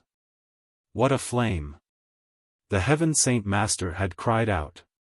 But even before he could finish his speech, the flame sword had shot straight at him with a velocity that was even faster than before. Not daring to taking any careless risks anymore, the Heaven Saint Master took his saint weapon out and smashed apart the flame sword with narrowed eyes. If Sire wishes to be as aggressive as you are, then do not blame us too for being impolite. Ku Yun, let us use our battle skills together. Nodding grimly, Ku Yun knew that the battle today was undoubtedly a battle where they had to fight to the best of their abilities in order to survive. And now that the two of them were on the same page, neither of the two hesitated to begin to use their battle skills. As Heaven Saint Masters, using an Earth-tier battle skill could be done with ease and did not need any additional time to charge up the power for it. Earth-tier battle skill Hammer of the Earth God. Earth-tier battle skill Dimensional Sword Chi. As the two of them finished casting their battle skills, a tremendous sledgehammer 10 meters long made completely from the earth element formed above Ku Yun. With a single movement of his hands, the hammer slammed downwards onto Jian Chen. By his side, the other man had exuded a tremendous fog of sword chi that shot forth the envelope Jian Chen within it. From Jian Chen's eyes did 2 bright lights of azure and violet form. As they gleamed and twinkled, the 2 lights seemed as if they were 2 dancing will-o'-the-wisps made from the powers of a different world. Suddenly, all sorts of stones, bricks, tiles, and even steel had begun to levitate up into the skies. From each object that flew up, a faint glow of azure and violet could be seen radiating from it. At the same time, the origin energy of the azure and violet sword spirits had formed into a single sword. Wielding it in his right hand, Jian Chen had seemingly transformed into a whole different person. With a sword in his hand, the aura around him had turned as sharp as his weapon. Following a flash of azure and violet, a series of mirror images followed Jian Chen's figure as he streaked through the skies. Wielding the origin energy, Jian Chen waved his sword and immediately sliced through the giant hammer as if it were made of tofu rather than earth. And so in a single stroke, the hammer had been split in 2. With the hammer destroyed, Ku Yun's battle skill had been broken up as well, meaning that the earth element that had been materialized for it had disappeared back into the world. And no. That's not possible. Ku Yun cried out in fright and dismay. How had his Earth-tier battle skill be so easily defeated like this? But Jian Chen had continued to wield his origin energy sword with blinding speed towards the man without pause. With an explosive power that was no less inferior to his Saint Force in the past, the azure and violet origin energy had stabbed itself deeply into Ku Yun's chest and then out from it. Chapter 589, Unrestrained Expansion. A short-winded cough came from Ku Yun's mouth as the blood drained from his face. The other man paled considerably when he saw Jian Chen peer straight through Ku Yun's chest. With a loud shout, a large amount of his sword chi began to fly out to strike down the countless pieces of rubble flying at them. Then, with his saint weapon hoisted overhead, the man flew to attack Jian Chen to save Ku Yun. Jian Chen turned to look at the man with a cold smile appearing on his lips. Was it you that told me to come on out? Don't even think about leaving here today alive. Jian Chen pulled out the origin energy sword from Ku Yun's chest and shot toward the second man like a bolt of lightning. Clink! Upon contact with the azure and violet beam of light, the saint weapon of the other heaven saint master let out a cracking sound. A piece of it broke off.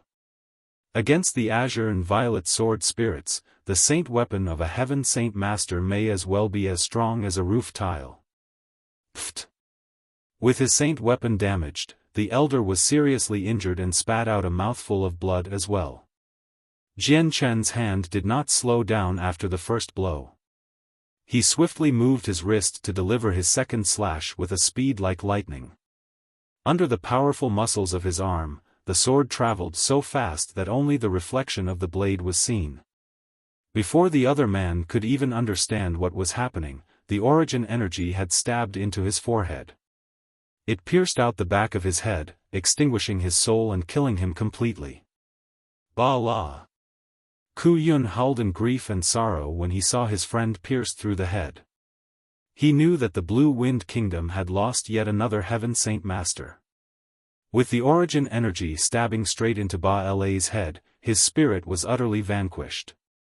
The light in his eyes vacated and his body started to drop back down to the ground. With hands as quick as his eyes, Jian Chen palmed Ba La's space ring before turning back to speak to the anguished Ku Yun. I was planning to kill you, but I think I'll spare your life. Go back to your king and tell him that it'd be in his best interest to not interfere with the matters of the Flame Mercenaries. If he refuses to listen, then do not blame me for what happens next. Even as he spoke, the origin energy formed by the azure and violet sword spirits faded from sight. The muscles in Ku Yun's face twitched irregularly as he stared down this youth in front of him with a mixture of fear and shock. Even his voice quavered when he delivered his next line: the war between the Jessen Kingdom and the Blue Wind Kingdom is finished, and we've doled out hefty compensation already. There is neither grievances nor hatred between you and Ba La. What reason did you kill him for? A loose tongue causes plenty of troubles. You should remember in the future that less is more. Leave now, and don't forget to tell your esteemed king what I've told you. Laughing, Jian Chen turned to descend from the sky back to the inn. Still in mute shock, Ku Yun remained floating in the air, desolately looking at the dead corpse of Ba La down in the streets. His corpse had not moved at all other than from the still-spreading pool of blood. A crowd of people had formed around the corpse, and not a single one of them could believe what they saw. Dropping down from the sky, Ku Yun took Ba La's corpse with him and immediately left the cloud capital. When they arrived in the cloud capital, the two of them had made an aggressive entrance. In the end, only one of those men left the city alive. With the battle between Heaven Saint Masters finally finished, the entire city was left as still as a ghost town. Mercenaries and merchants alike stared at the sky in mute shock and disbelief, even though not a single Heaven Saint Master remained. A dozen figures were already running to the spot where Ba La had landed with as much speed as they could muster. Just barely stopping around the blood-stained spot, each one of them revealed a sluggish expression on their faces. Included in this group was the Lord of the Cloud Capital and several of the other leaders of the strongest factions. What was unknown, however, was what was running through their minds at that moment. Jian Chen had already returned to the inn and onto the bed he had been sitting on before. The only difference this time was that a hole could be seen in the ceiling above him. Ming Dong and the others were already back in the room, so when Jian Chen descended, Bai Lian came flying past the doors to greet Jian Chen excitedly. "Wow! Brother, you're amazing! Even the 2 Heaven Saint Masters of the kingdom were beaten by you." Bai Lian spoke. She looked up to Jian Chen with great big eyes of adoration. A single person being able to defeat 2 Heaven Saint Masters working in tandem without a single scratch was essentially an undefeatable entity to her. She was exuberant in her worship for Jian Chen since he had been able to prevail against 2 Heaven Saint Masters by himself without being hurt at all. A feat like this was practically on the same level of an unbeatable being. Something like this was more than enough to make her realize in this moment that her older cousin was a far stronger person than she had initially thought. Wrong, he killed one and injured one. If Jian Chen didn't let that second one live, then neither of the two would have left this place alive. Ming Dong corrected her. Bai Lian was even more elated to hear what Ming Dong said. She rated Jian Chen higher on the pedestal now. Even Yu by Jian Chen's side revealed a slight tint of infatuation in her eyes. However, she looked up at the hole in the ceiling above Jian Chen and softly said, "Jian Chen, perhaps we should change rooms since you put a hole in the ceiling." Jian Chen looked up at the hole he had created with an embarrassed smile. "Yes, perhaps I should change rooms." Looking back at the ruined ceiling, Jian Chen gave an embarrassed smile. "Perhaps we should." Not a single person within this room had bothered to pay attention to what was happening outside of the room. Thus, they were unaware of the pandemonium that was happening right now. The hottest topic in the city was about the fact that the captain of the Flame Mercenaries had successfully beat back 2 Heaven Saint Masters sent from the kingdom all by himself, and the fact that he had managed to kill one of them while injuring the other was something that everyone clearly witnessed. With that said, practically everyone within the city was in an uproar. Having witnessed this sight, news of what transpired in the sky above the city spread throughout the entire kingdom with great speed. Within practically half a day, every nook and cranny of the kingdom would know about this groundbreaking news. The leaders that stood on top of the Blue Wind Kingdom would take this news seriously and would later send out their strongest to verify the truth of the rumors. With everything said and done, the Flame Mercenaries would cement their position within the Blue Wind Kingdom.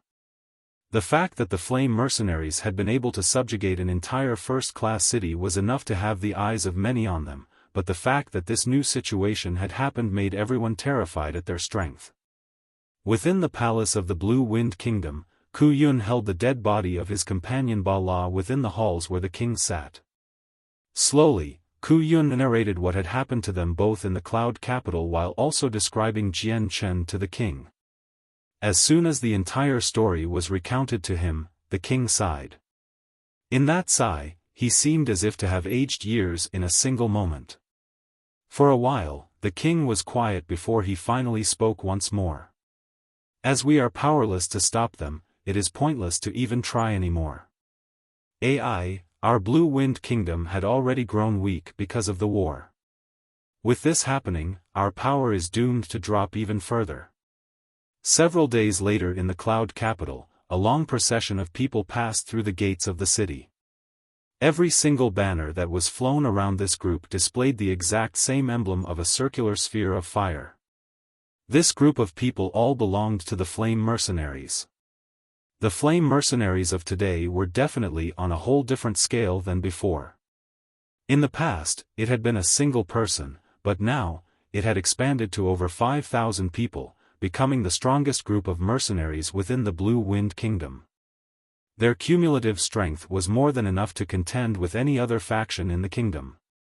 Leading the group at the very front was Jian Chen, Ming Dong, Tai Ta, Dugu Feng, Yu, and Bai Lian. Each one of the 6 were seated on top of their own magical beast mount, but this time, they were no longer riding a Class 3 magical beast. They were now seated on top of a Class 4 magical beast. All of their mounts had been graciously donated by the heads of the faction they had just recruited. By now, every single person had accepted their newfound status in the group and were now earnestly working for the Flame Mercenaries as a whole.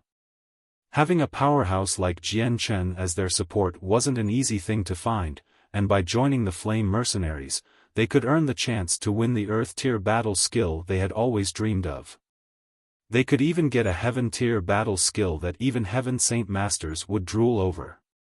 These three factors combined were a tremendous temptation to them. Even if the heavens were to drop a meat pie in front of them, it would not be as alluring. If anyone were to tell them that a Heaven Saint Master was capable of absorbing life from them, they would not care. All in all, they were not regretting their new way of life. Most felt delighted to greet this change and did not feel displeased at all. "Captain, where will we go next from here?" Zhang Tian asked from the side. "Tianlong City isn't too far away, let's go there," Jian Chen replied. In a short few days, the Flame Mercenaries had experienced a period of expansion with no restraint. Just like that, a first-class city had found itself annexed into the Flame Mercenaries, exponentially increasing their power. After the entire matter with the Cloud Capital ended, the Flame Mercenaries possessed about 300,000 members and almost 100 Earth Saint Masters, leaving the Blue Wind Kingdom practically desolate of its stronger population. The Blue Wind Kingdom had no solution for the growth of the Flame Mercenaries. They had no one to stop them. They had no way to even try. All the king could do was sit within the halls of his palace with a miserable expression as he watched the Flame Mercenaries grow stronger and stronger while his kingdom grew weaker and weaker. By the time the strongest factions of the Blue Wind Kingdom had heard what Ku Yun had told the king, they were all absolutely convinced that the captain of the Flame Mercenaries could not be angered at any costs. For that reason, none of the factions came forward to stop the expansion of the Flame Mercenaries, and some of them had even prepared themselves to be annexed into the group as well. Chapter 590, A Friend Has Come in the Blink of an Eye. 2 months passed. During these 2 months, the Flame Mercenaries had exponentially expanded and earned a place as one of the strongest mercenary groups in the Blue Wind Kingdom. A group that stood on top of the other leading factions and even the royal palace itself. Up to this point, only the strongest families and factions had been able to prevent themselves from being subjugated by Jian Chen. A large mansion was situated at the very center of a first-class city called Wanzhou City. This mansion had originally belonged to the strongest power within that city, but had now been reclaimed to become the living area of the Flame Mercenaries for the time being. Even the nameboard at the very front had been swapped for the emblem of the Flame Mercenaries. At this current moment within the magnificent halls of the mansion, Jian Chen and the strongest 100 members were all gathered around a table to discuss several important matters. For the moment, the rest of the mercenaries were all stationed outside the city in a clearing since they could not all enter the city at the same time. "Captain, only 3 out of the 6 strongest families in the Blue Wind Kingdom were willing to join our Flame Mercenaries. The other 3 would rather die than submit," Zhang Tian dutifully reported. He was one of the first to join the Flame Mercenaries and was also one of the 3 Earth Saint Masters from the Carnage Mercenaries, and had been given the right to speak for the entire group. From his seat at the very front of the table, Jian Chen revealed a small grin on his face as he took in the news from Zhang Tian. 3 of them were willing to submit, I see. Not bad, I wasn't expecting as much at first. Which 3 have agreed? Not long after he finished speaking, 2 middle-aged men and an elder come walking over with respectful salutes and greetings. This one is Shi Wanjun, representative for the Daong clan. We of the Daong clan would be happy to join the Flame Mercenaries and hope that we may follow the honorable captain into the brilliant light. This one is In Situ, representative of the domineering Heavens sect. We would be happy to join the Flame Mercenaries. This one is Dikparosi, delegate of the Shuailan clan. We are willing to join your flame mercenaries. These 3 men were all Earth Saint Masters at about the 4th or 5th cycle. The parties they represented were among the strongest powers in the Blue Wind Kingdom and once had a Heaven Saint Master presiding over them. However, those Heaven Saint Masters had been killed in the war with the Jessen Kingdom. Staring at the 3 humble and respectful men, Jian Chen nodded his head in satisfaction. I welcome you into the family that is the Flame Mercenaries. From henceforth, we are all family. As long as you work with the Flame Mercenaries in mind, then I, Jian Chen, pledge to never treat any one of you wrong. I declare that the Daong clan, the domineering Heaven sect, and the Xuelan clan, will change their names to that of the Halls of Daong, domineering Heaven, and Xuelan. And you 3 will still lead your respective hall. Jian Chen had no desire to expunge anyone of their power upon entry into the Flame Mercenaries. The only thing that would change would be their goals. Their relative power would remain untouched, but any sect or clan would be changed to a hall. 1,000 thanks for Captain's charity. The 3 men clapped their hands together in salute. All 3 of them had been worried that their authority would be stripped away from them the moment they joined the Flame Mercenaries. Sitting on his seat while deep thought, Jian Chen said, Zhan Tian, take some people to Lus City and eliminate the Harito clan. A report for the captain. Rumors have it that the Harito clan vacated Lus City a long time ago. According to our same sources, they've fled the Blue Wind Kingdom already. A black-robed elder spoke. What? They've already left the kingdom? Jian Chen's eyes narrowed for a moment before he waved his hand with a small smile. They act quite fast. If I had known that they would flee earlier, I would have moved to deal with them sooner. Captain, why don't we dispatch a team to chase after them? Zhan Tian asked. Giving it a second to think about, Jian Chen replied, no need. I will handle the Harito clan myself since they're no longer a threat to worry about. Unless their leader is able to become a Heaven Saint Master, they won't be able to do anything in the meanwhile. Even if he becomes a Heaven Saint Master in the next 20 years, our Flame Mercenaries will have grown strong enough to deal with them. Even if I'm not here, a single Heaven Saint Master won't be able to measure up to the strength of the entire Flame Mercenaries. They've decided to run away from the kingdom for now, so we don't even need to bother with them. Then Captain, what shall we do about the 3 factions that chose death over submission? An elder asked from the side. Jian Chen leaned back in his chair while his fingers kneaded. He realized that leading the Flame Mercenaries was becoming more and more of a headache. It was no longer as easy as before where he could act as he pleased. Back then he was the only member and didn't require such heavy consideration. Everyone, why don't you inform me of your ideas? Jian Chen suggested. Captain, since the Flame Mercenaries have become so strong and those 3 factions refused to submit, we shouldn't let things lie there. We should eliminate them all. Let them serve as an example to the world of our strength. Captain, we should avoid that at all costs. The remaining 3 factions still have 2 Heaven Saint Masters within their reach and a considerable amount of Earth Saint Masters. If those 3 join hands, then they will become an enemy that will deal a considerable amount of harm to us. Should we fight them, then we would anger even the kingdom itself.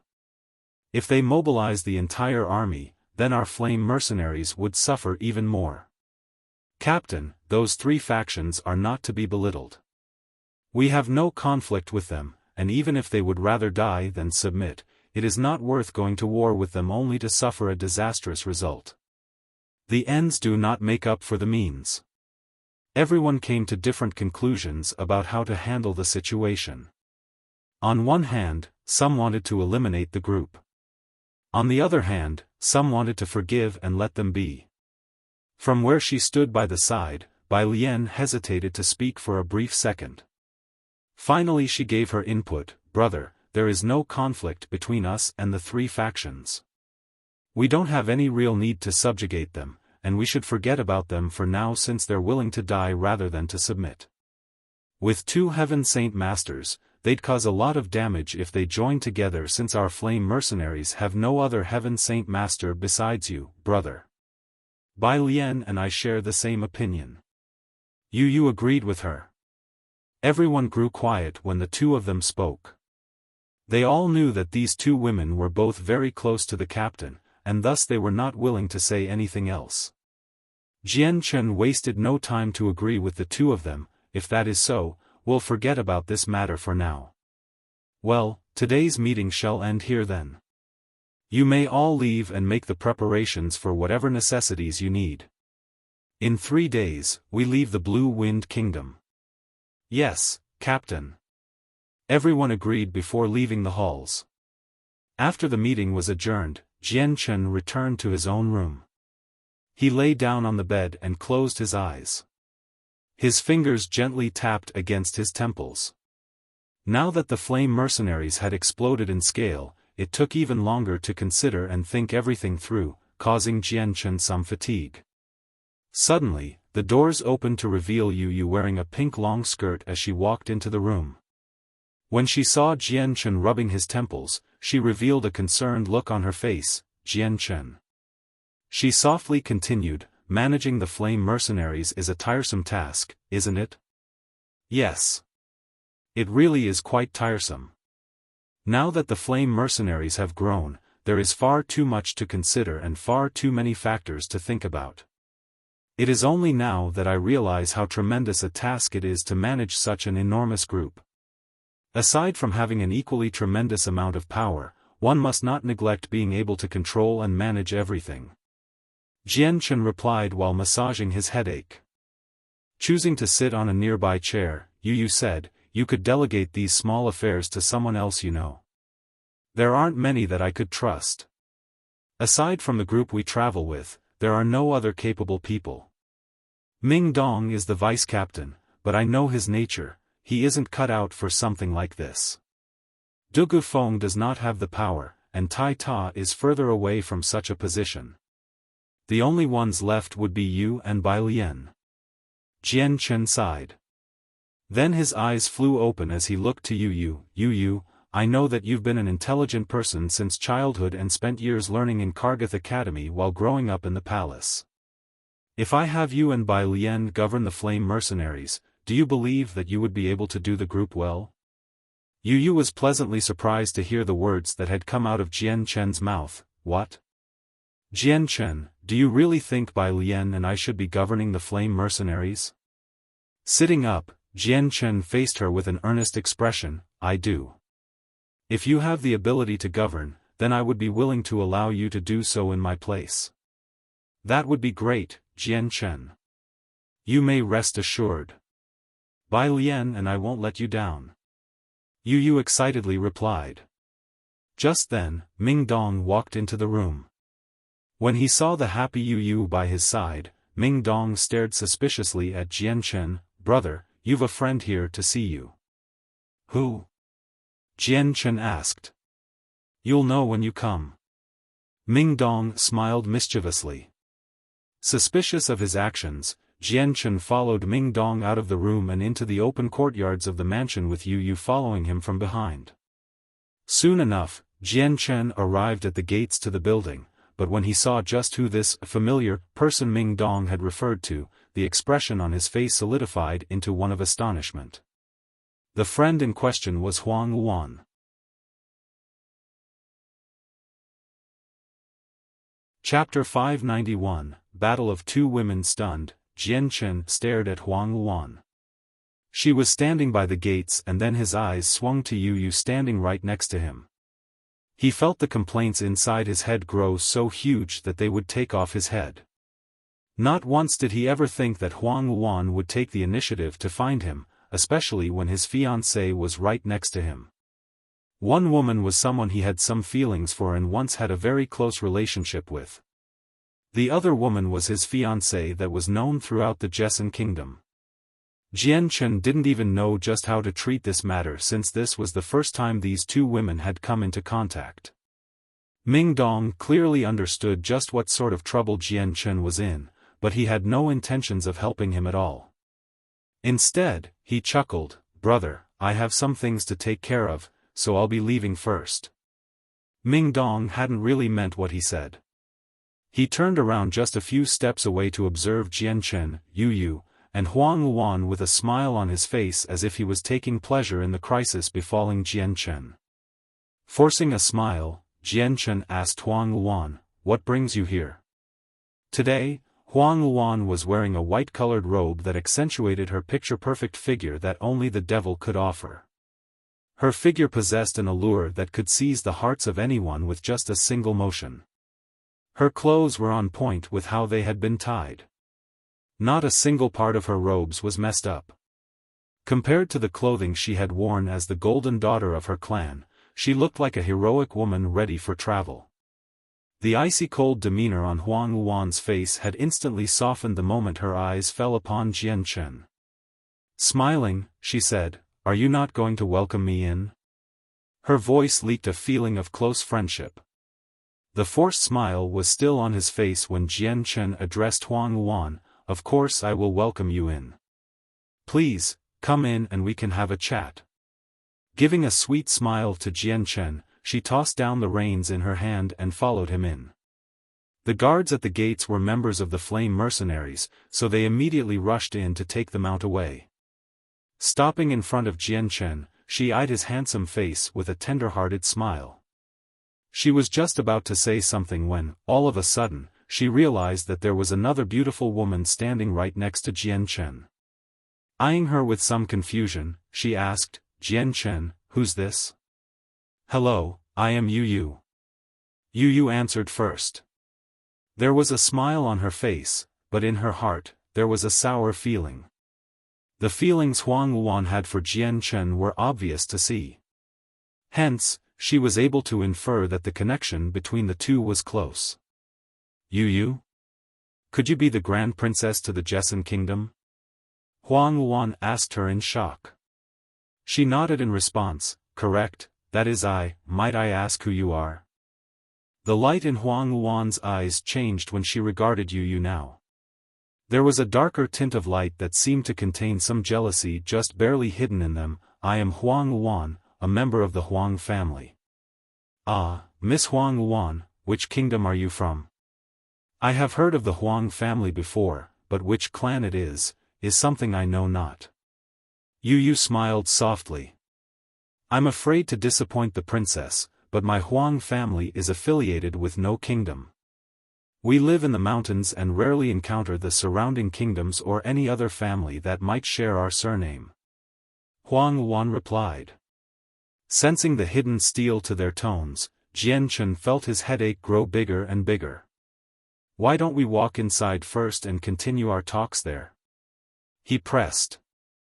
Jian Chen, Yu Yu, and Huang Luan were all seated around a circular table in a splendid and magnificently decorated room. Huang Luan was excited to see Jian Chen, and talked to him non-stop about the Flame Mercenaries with great curiosity. Whenever she asked another question, Jian Chen answered truthfully without leaving any mystery behind. Huang Luan's eyes brightened at this moment as if she had remembered something. Looking to Jian Chen, she said, "Jian Chen, I've something to tell you. I've become the student to the patriarch of the Huanggu clan. They're even willing to teach me their scriptures of the aqua sunflower, a Saint-tier cultivation method." "What? A Saint-tier cultivation method?" Jian Chen was astounded. Although cultivation methods weren't as wanted as a battle skill, a Saint-tier one was priceless despite that. Extremely rare and sparse, only the most isolated of hermits would have these cultivation methods. It is a cultivation method for those with the water affinity, something I coincidentally possess. Because of this, I learned it and cultivated the cultivation method for a small moment. In just 2 months, I was able to bring up my power so fast that I went from a first cycle Earth Saint Master to a second cycle Earth Saint Master. It won't be long until I become a third cycle Earth Saint Master, and with this rate of progress, becoming a Heaven Saint Master won't even take too many years. Huang Luan's face was filled with unrestrained excitement. Yu Yu felt shock grip her heart right by Jian Chen's side. She had not thought that this wildly dressed Huang Luan would be an Earth Saint Master despite the close similarity in age to her own. Not only that, she too did not expect to hear that she was learning a Saint-tier cultivation method, something that was only mentioned in legends. Not too long later, Yu managed to restrain her emotions and maintain her calm demeanor. From what she heard, this Huang Luan was definitely someone high in status and was possibly one of those golden daughters belonging to a tremendous family. Not only was her talent at cultivation higher than her own, Huang Luan was already an Earth Saint Master at her age while Yu wasn't. Lastly, Huang Luan had managed to find a teacher that imparted a Saint-tier cultivation method onto her. This meant that she was practically superior in every single aspect, and even with Yu's status of a princess, she paled in comparison to Huang Luan. Jian Chen noted the change in Yu's demeanor with some concern. He immediately broke off the conversation, and called for someone to prepare Huang Luan and room. He then dismissed everyone. Even after leaving the room, Yu felt extremely depressed. Walking by herself to her own room, she sat on top of the bed and stared despondently at the wall across from her. The doors to her room slowly opened to reveal Jian Chen gently making his way into the room. Jian Chen felt his heart clench when he saw how Yu was faring. Closing the doors behind him, Jian Chen walked over to Yu and sat down beside her.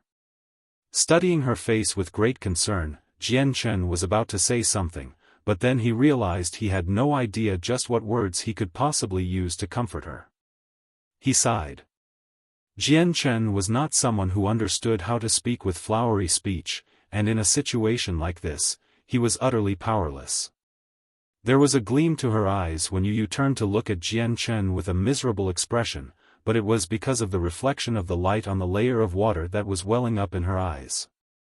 At last, 2 teardrops formed just enough to flow down her beautiful face before they splashed on the ground. Jian Chen panicked at the sight of her teardrops, but before he could speak, Yu beat him to the punch. Jian Chen, tell me. Were your words before about you having no time for women a lie? You were unwilling to wed me before, was it because there was already another woman in your heart, a woman who is far superior than I am? She was heartbroken, and her voice was threatening to break into a sob. In all honesty, her heart felt nothing but love for Jian Chen, and that's why she found it heartbreaking to be in such a situation. When Huang Luan showed up today, the deep feelings she felt for Jian Chen were completely obvious, visible even to the naked eye. Combined with the fact that she was superior in every way to Yu, the princess felt this other woman's presence as a tremendous threat that could steal away the man she loved. Pulling at Yu's hands, Jian Chen clutched them with great intimacy as he softly said, Yu, it isn't what you think it is. The reason why I wasn't in a hurry to wed you was because I wasn't ready to settle down. I have not yet resolved the problems that weigh on my shoulders, and if I don't resolve them before I start a family, then it will only bring everyone harm. I won't hear this. I don't want to hear these lies. Just how many times have you said these words? Yu began to cry. At a loss for words, Jian Chen looked at Yu.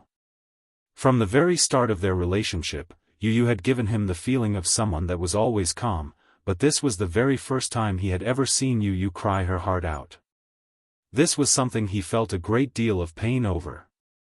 He sighed once more. He had to be honest with Yu, else he would only hurt her more. Yu, although it may seem as if I am invincible on the surface as a Heaven Saint Master and an imperial protector of one of the 8 great powers on the continent, my life is not as relaxed as you think it might be. I have many, many enemies that pose a threat to me still. Jian Chen suddenly spoke before segueing into the hidden story of his life to her. Yu paused temporarily in her tears to fixate her eyes on him. In my years roaming the Tianyuan continent, I offended many families, and although some of them were killed off, there are still plenty of hidden factions that I have no way of fighting against. Among those families are the Shi family and the Jita clan. These 2 factions are hermit clans on the continent with a vast amount of strength due to the fact that they have saint rulers ruling over them.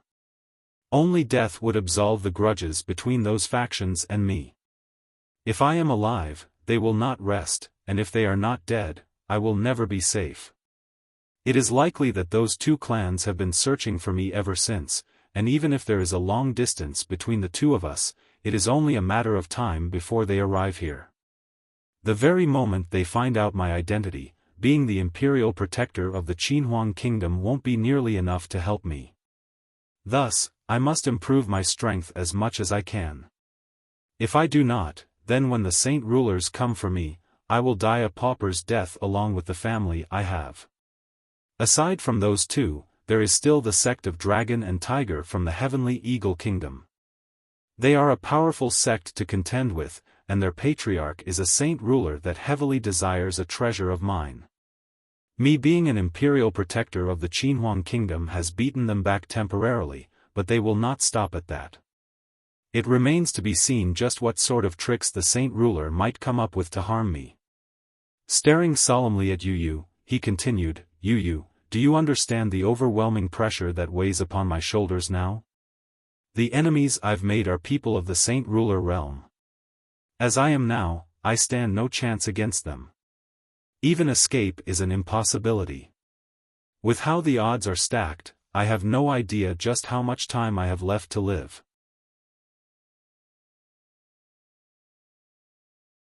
Chapter 592, Ancestor of the Huanggu clan. In order to cure the wound in Yu's heart, Jian Chen had no other choice but to explain everything he had hidden from the world. Even his parents had never heard this information.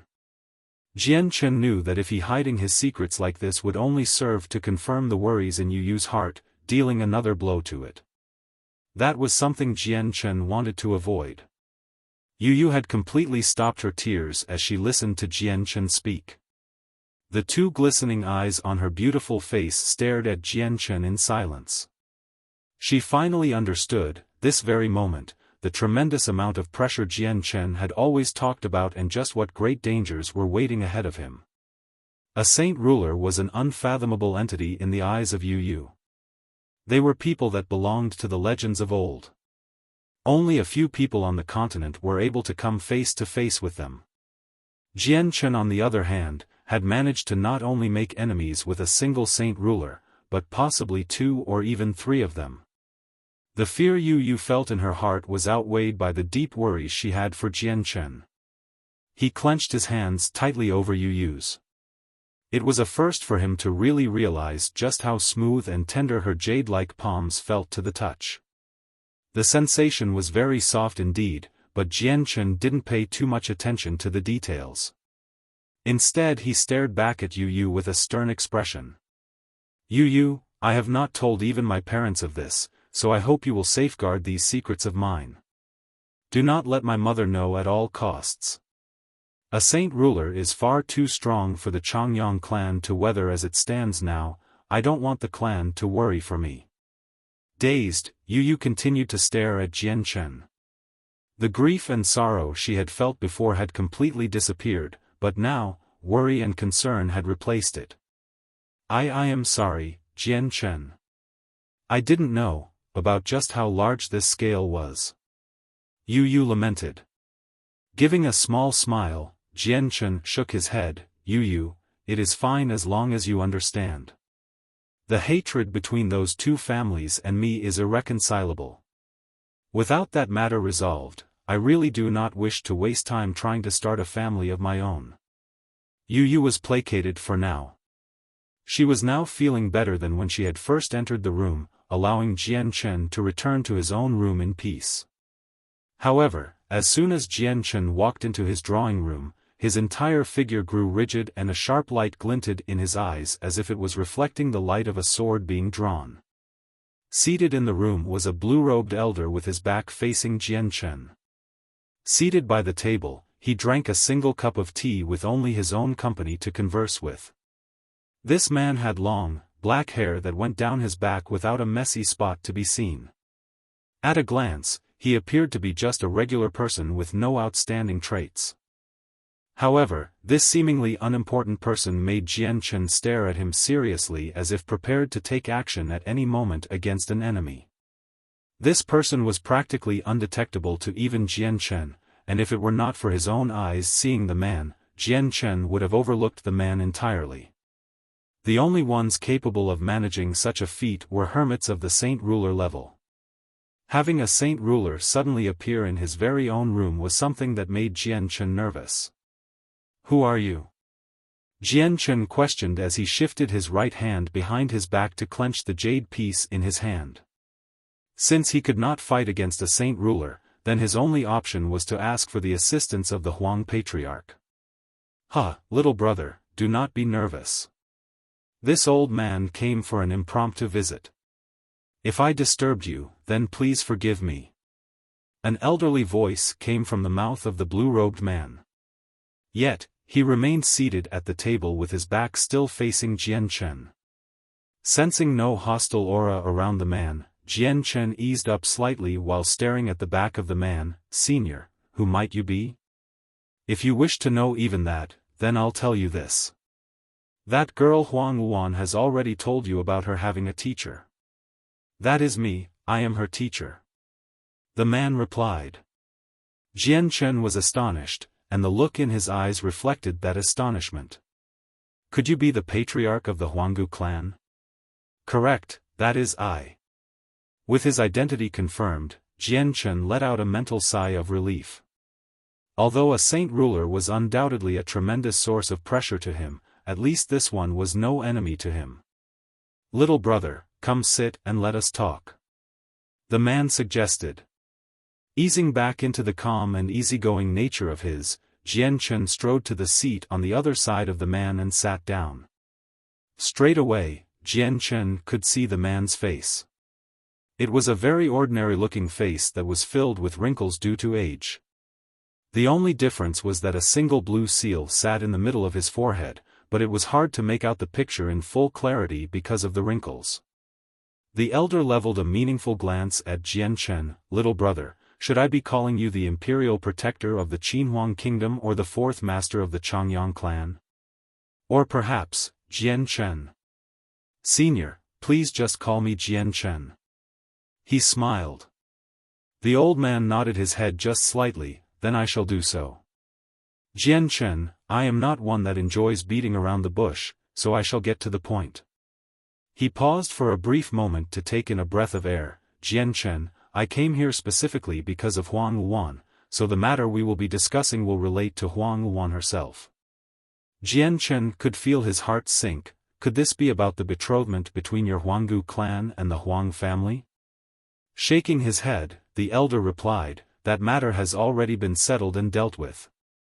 I won't even bother to try and harangue the matter any longer. Instead, I came here today to talk about her future." "Senior, what might you mean by that?" Jian Chen asked, mystified at what the elderly figure was getting at. Humming, the elder thought for a moment, trying to find the best way to describe his thoughts. "Huang Wuan has a very particular body that comes once 1,000 years on the continent. If she were to train with a water affinity cultivation method, her growth would be exponential. For that reason, I bequeathed the Saint Tier cultivation method to her so that she could learn twice the amount for half the effort. Becoming a Saint Ruler wouldn't be difficult for her at all, but there is a single taboo she must not commit. Until she becomes a 6th cycle Heaven Saint Master, she must remain pure at all costs. Otherwise, the effects she will receive will be irrevocably disastrous for her." The elder spoke with an increasingly grim voice. Jian Chen had been listening on with the utmost seriousness, but when he heard what the patriarch said, he could not help but blush a little. Giving an embarrassed smile, he said, "Senior, you may rest assured. The relationship between Huang Wuan and I is nowhere near such a situation." "That is good then." The man nodded his head in satisfaction. "Jian Chen, you should know that for the sake of Huang Wuang's future, you must uphold her purity. This junior understands." Jian Chen scratched his nose in embarrassment. He couldn't help but ask himself, was he really a person that wanted nothing but lust? With that said and done, the patriarch stood up from his stool. "This old man has said all that he wanted to say, until we meet again then." The next moment, the patriarch disappeared from the room without a trace. Looking left and then right, Jian Chen could see that the windows and doors to the room were still tightly shut. There was virtually no way to escape from this sealed space, and no crack or crevice to be seen. With those factors to be considered, Jian Chen had to truly wonder how the patriarch had left. A saint ruler is truly powerful. The powers they possess are far beyond what I can imagine. Jian Chen muttered with a twinge of jealousy. So Huang Luan's talent stems from her body itself. No wonder she was able to become an Earth Saint Master at such a young age. Several kilometers away, the patriarch of the Huanggu clan materialized out of thin air as if he had been a mirage. No longer teleporting here and there, the elder chose to instead fly the rest of the way at incredible speed. Now that I've told him that, he will most likely not see Huang Luan as a wife for now, leaving her body completely intact. Though, even if he wishes to do something unbecoming to her, the restriction I've placed on her will not let him get away. The elder smiled darkly as if he was plotting something. In the blink of an eye, a year passed. In that year, the flame mercenaries had grown spectacularly and without ever stopping.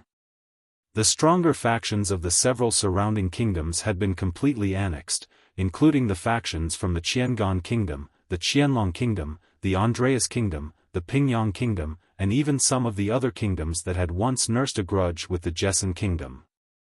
This made the flame mercenaries into a hegemon to be feared. Their members had exploded to over 100,000 with over 500 Earth Saint Masters. Even several Heaven Saint Masters had been coerced into it, making the comparison to the past a very shocking one. The flame mercenaries' explosive growth made them a household name that everyone knew about. Practically every mercenary or mercenary group would talk about the flame mercenaries with either eyes of envy or admiration. The flame mercenaries had exploded in power so fast that the scale today could practically be considered a miracle made in real life. Within a desolate piece of land, a group of people riding on mounts could be seen resting. Buildings could be seen all around them, and not too far away, several hundred fumes of fire spiraled into the air. Mercenaries sat around each of the fires in groups of 3s or 4s as they talked to one another over a piece of magical beast meat. Hoisted overhead was an emblem of a ball of fire. This was the emblem of the flame mercenaries. Seated at the very center of all the banners and tents was Jian Chen and the others who were currently discussing matters. Jian Chen, as of today, the flame mercenaries have reached a very definite scale of over 100,000 members. The time is right for us to create a city of our own. Du Gufeng spoke.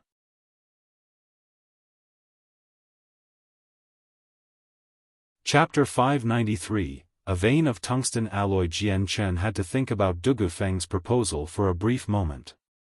He knew that there were plenty of mercenary groups that managed to construct their own cities after gaining enough power.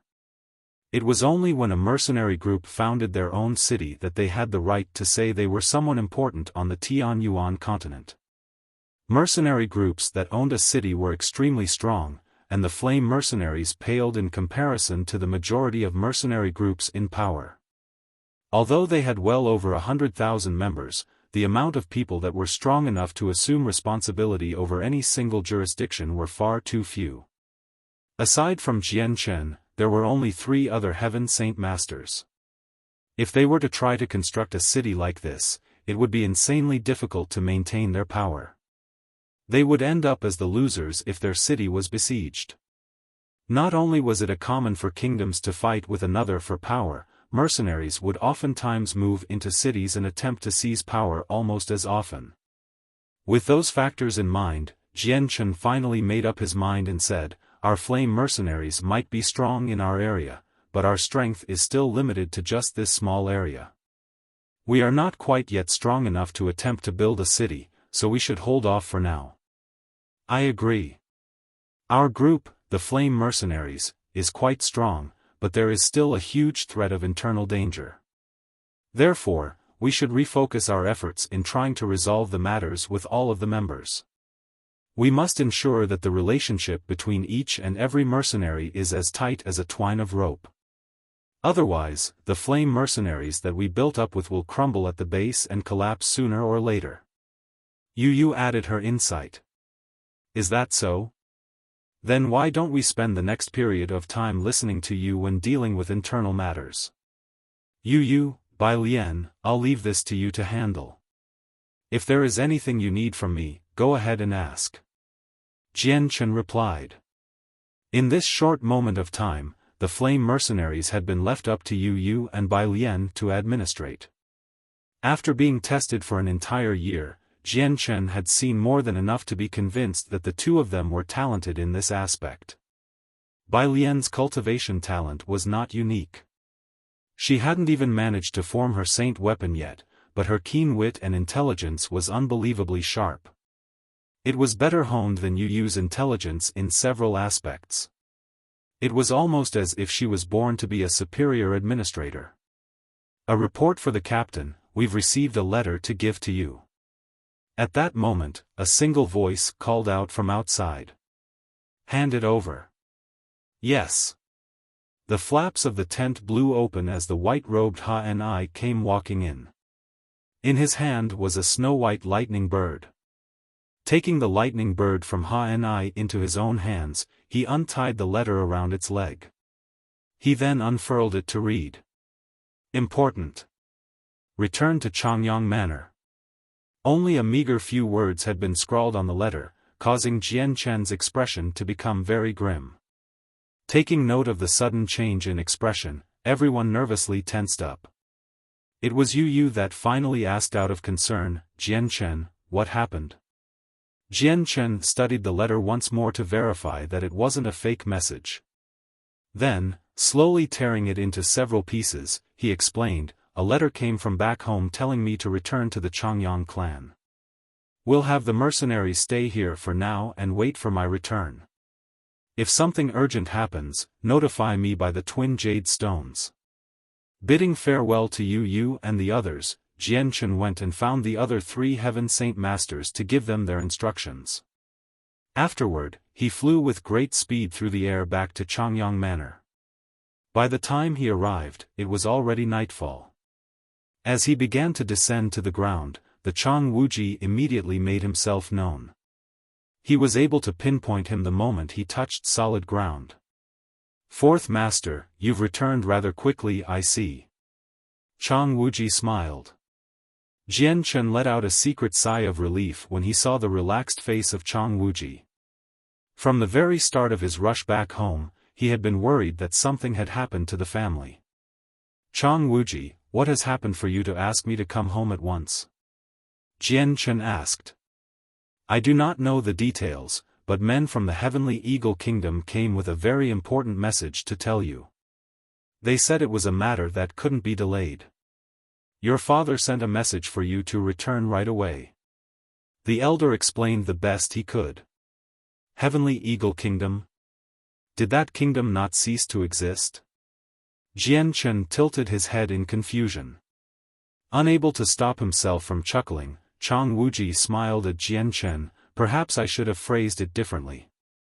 The 7 heads of the territories that once belonged to the Heavenly Eagle Kingdom came here with an important message for you. Fourth Master, they are currently in the discussion hall. We should head on over. Shortly after that, Jian Chen and Chang Wuji entered the manor and headed straight for the main halls. On the way, plenty of guards saluted him while the maids and servants bowed down with the most respect they could muster. It did not take long for Jian Chen to enter the halls themselves. He noticed that plenty of people were already gathered here. Most noticeable was his father and mother, the other important elders of the Changyang clan, and a sturdy-looking middle-aged man who was currently in deep discussion with someone else. The arrival of Jian Chen was apparent to everyone. They lined up shoulder to shoulder and bowed to cordially greet Jian Chen. At this moment, everyone in the halls was filled with respect for him. The middle-aged man that had been discussing stuff with everyone else came forward to bow and greet Jian Chen personally. Captain of the Blood Moon Mercenaries, Tynes, pays his respects to the Imperial Protector. After the Heavenly Eagle Kingdom dissolved, it had been split into 7 partitions. The Blood Moon mercenaries had subsequently become the overseers of one of those 7 partitions. Regaling the man, Jian Chen said, "Tynes, what important matter was it that you needed to inform me of? What can you tell me about it?" Looking around the hall, Tynes hesitated to speak. "Imperial Protector, this is a matter of utmost secrecy, so," understanding his intentions, Jian Chen replied, "If that is so, then we shall speak in my own residence." "Yes, Imperial Protector." Looking to his father, Changyang Ba, and his mother, Bai Yuntian, Jian Chen said, "Father, Mother, your son has matters to take care of. I will be leaving first. Xianger, Captain Tynes has trekked countless of kilometers to run to the Changyang clan. If it is a serious issue, you needn't worry about your parents, go and take care of what you need to do." Changyang Ba laughed. "Xianger, time is of the essence, go and do what you must." Bai Yuntian softly replied. A son that was as outstanding yet filial as Jian Chen was a son that she felt an exorbitant amount of pride in. Exchanging several more words of greeting to the other members in the hall, Jian Chen led Tynes back to his own building. "Tynes, what important matter do you have to tell me? Has the sect of Dragon and Tiger decided to mobilize against you?" Jian Chen inquired with a solemn expression. Tynes shook his head and looked carefully around the place. Then, speaking into Jian Chen's ear, he whispered, "Imperial Protector, we have discovered a tremendous deposit of tungsten alloy." "What? A tremendous deposit of tungsten alloy?" A spark glinted in Jian Chen's eyes as he murmured to himself. Tungsten alloys were extremely sparse on the continent and worth several times their weight in purple coins. A single kilogram was already worth 10 kilograms worth of purple coins. "Yes, Imperial Protector, our Blood Moon mercenaries came across this vein in one of the mountains by pure accident. After further investigations, we found an even larger vein. Based off a shallow investigation, we concluded that the purity of the ore is at least 85%. Tynes' voice quavered. Jian Chen felt a gasp escape his lips, and his heart began to beat even faster. A purity rate of 85% meant that out of 100 ores, 85 of them could be smelted into tungsten alloy. "How many people know about this place?" Jian Chen suddenly asked. "I've killed off all those that knew this knowledge outside my group, meaning there's only 50 or so people that do. They are all confidences of mine, and I am sure that they will safeguard the secret of this vein as strictly as I." Tynes replied seriously. A sigh of relief escaped Jian Chen's mind. A vein of tungsten alloy was practically an immeasurable source of wealth, since a single kilogram of tungsten alloy was worth 10 times its weight in purple coins. If news of this got out, then there would definitely be bloodshed over it. "Imperial Protector.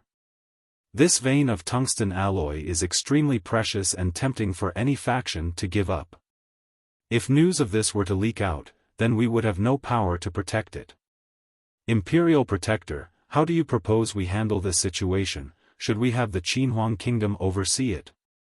After a careful moment of consideration, Jian Chen replied, "If news of the vein has not been leaked out, then let it remain a secret in the meanwhile. Tynes, hurry back and see over it yourself for now. Have the other 7 factions join with you to protect it in secret and extract it in secret. Remember, the less people that know about this, the better. News of this cannot be divulged at any costs. I'll figure out what to do after." "Yes, Imperial Protector." Tynes bowed and cupped his hands in salute. "There's no time to waste, hurry back over."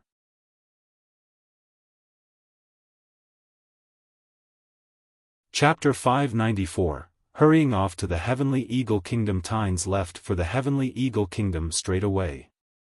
With how precious the tungsten alloy was, he couldn't possibly dare try and be negligent over a plethora of wealth like that. There were no Heaven Saint Masters safeguarding it, so Jian Chen felt some discomfort at this matter. He was afraid that the news would be leaked. Pacing around the middle of his room with his hands clasped behind his back, Jian Chen's mind raced with ideas about how to deal with the tungsten alloy vein. Unknowingly, the small tiger cub had leaped onto his shoulder and stared at him. Its originally bright eyes had already grown dim as if it was growing listless. It appears I must bring the flame mercenaries over to the territory of the Heavenly Eagle Kingdom. Jian Chen concluded.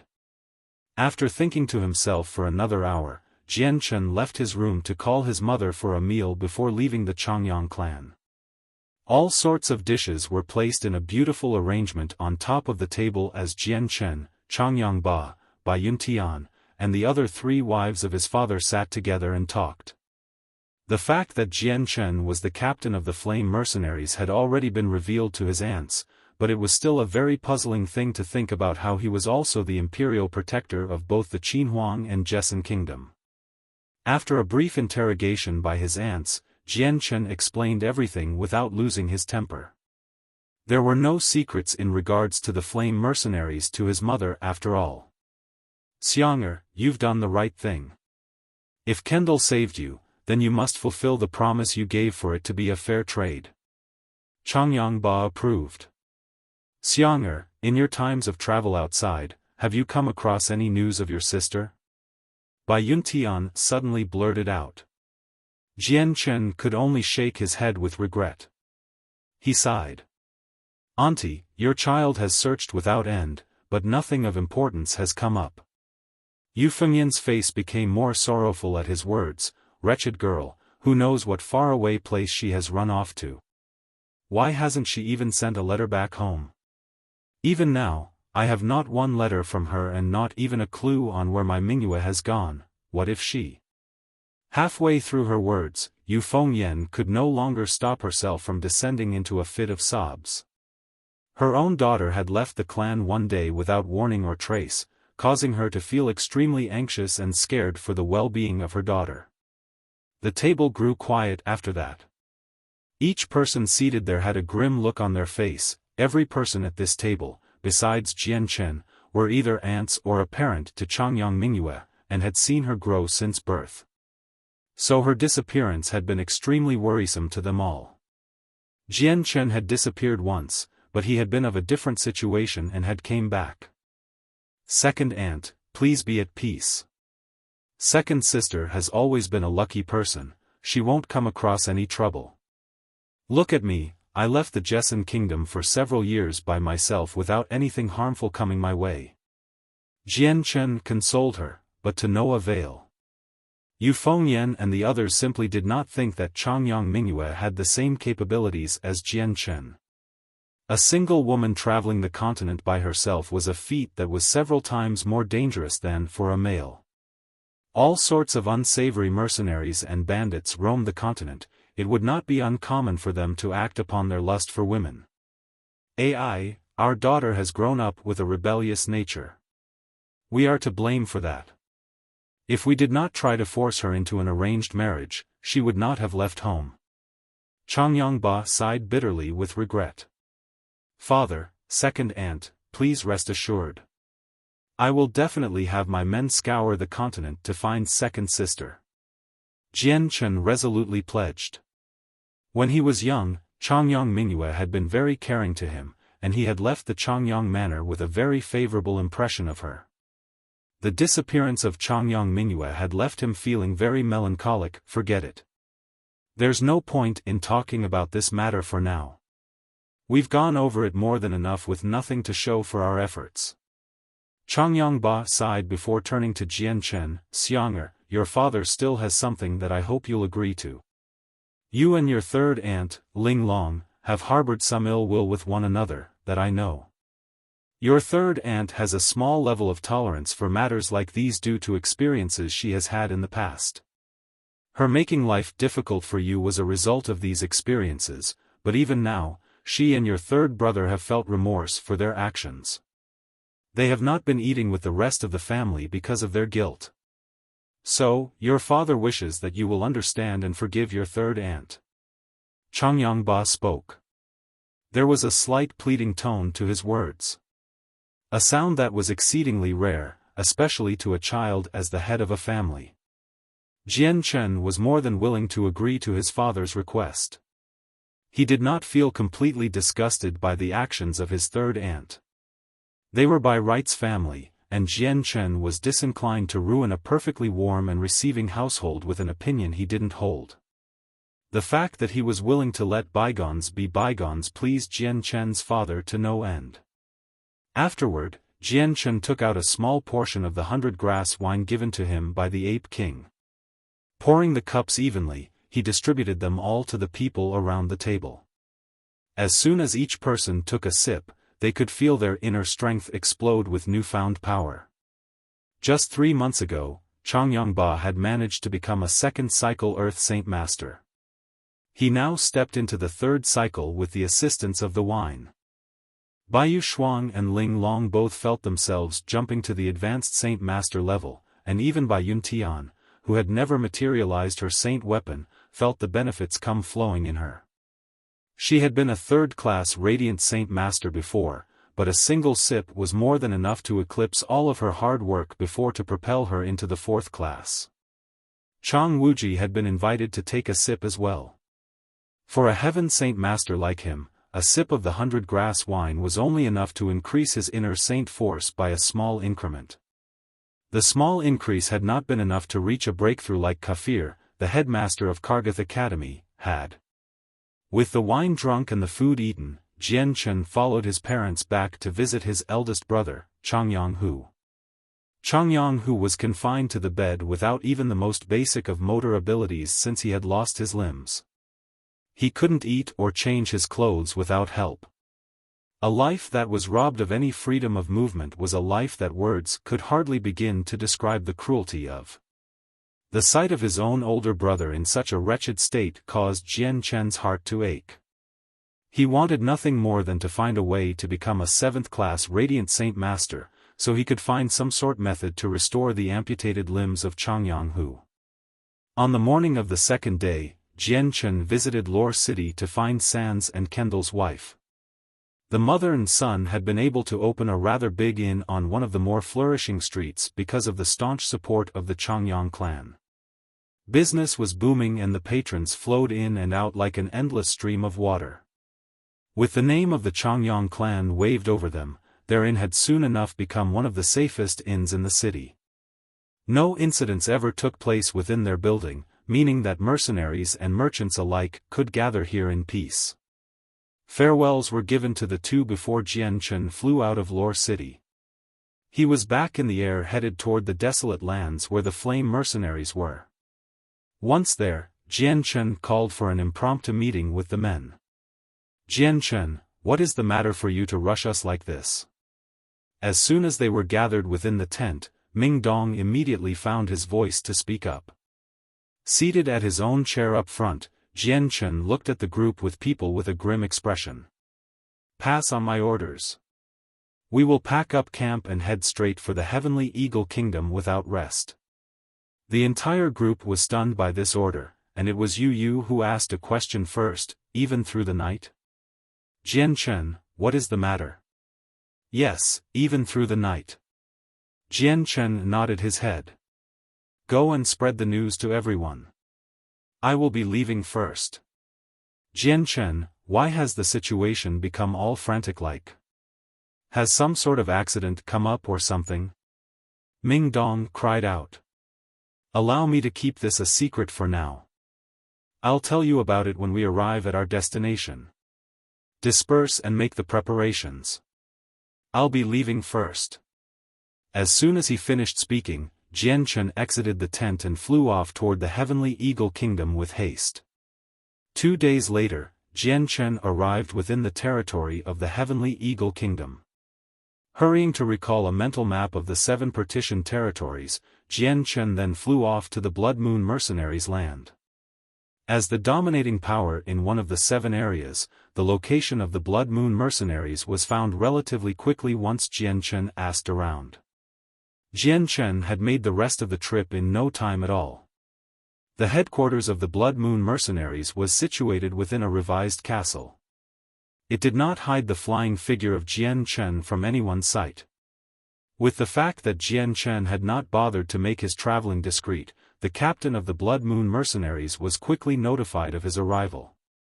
He swiftly moved to welcome him, 1,000 welcomes for the Imperial Protector. what is the current situation? Has news of the tungsten alloy remained a secret? Jian Chen whispered. Here is my report. Everything has been taken care of, and the secret has remained a secret. Aside from a few reliable brothers in arms, not a single outsider knows of it. Even the men of the other 6 factions remain unaware of this secret. Tynes spoke. Nodding his head in satisfaction, Jian Chen replied, "Good, you've done well. For your services today, I will reward you nicely in time. For the honor of the Qinhuang Kingdom and the Imperial Protector, it is the honor of mine to serve." Tynes solemnly replied. Jian Chen laughed, "Well, where is the location of the mine? Take me there." "Yes."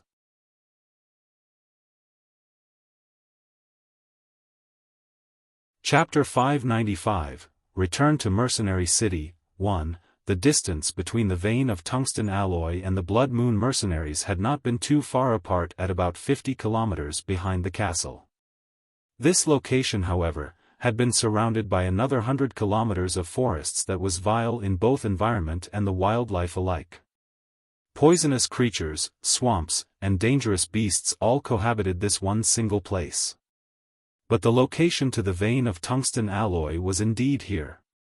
At the very center of this forest was a single cave that could only be seen and entered by through a ravine. Evening in this place was a place with little to no visibility, thanks to the fact that the sun would drop far beneath the horizon and bask the entire forest with darkness. The darkness had been pierced, however, by a single orb of azure and yellow. It had been Jian Chen and Tynes who were traveling to the entrance of the ravine with Jian Chen's flying abilities. The arrival of the 2 figures had immediately alerted the figures hidden in the forest down below. At the sight of Tynes, they had all moved to salute the 2, Captain. Tynes had turned back to look at Jian Chen, Imperial Protector. "These are all men of the Earth Saint Master level and are men worthy of my trust to protect the secret of this mine." Satisfactory work. Jian Chen smiled to each and every single one of the men there. Laughing, Tynes spoke to his men next, "Scatter yourselves and hide once more.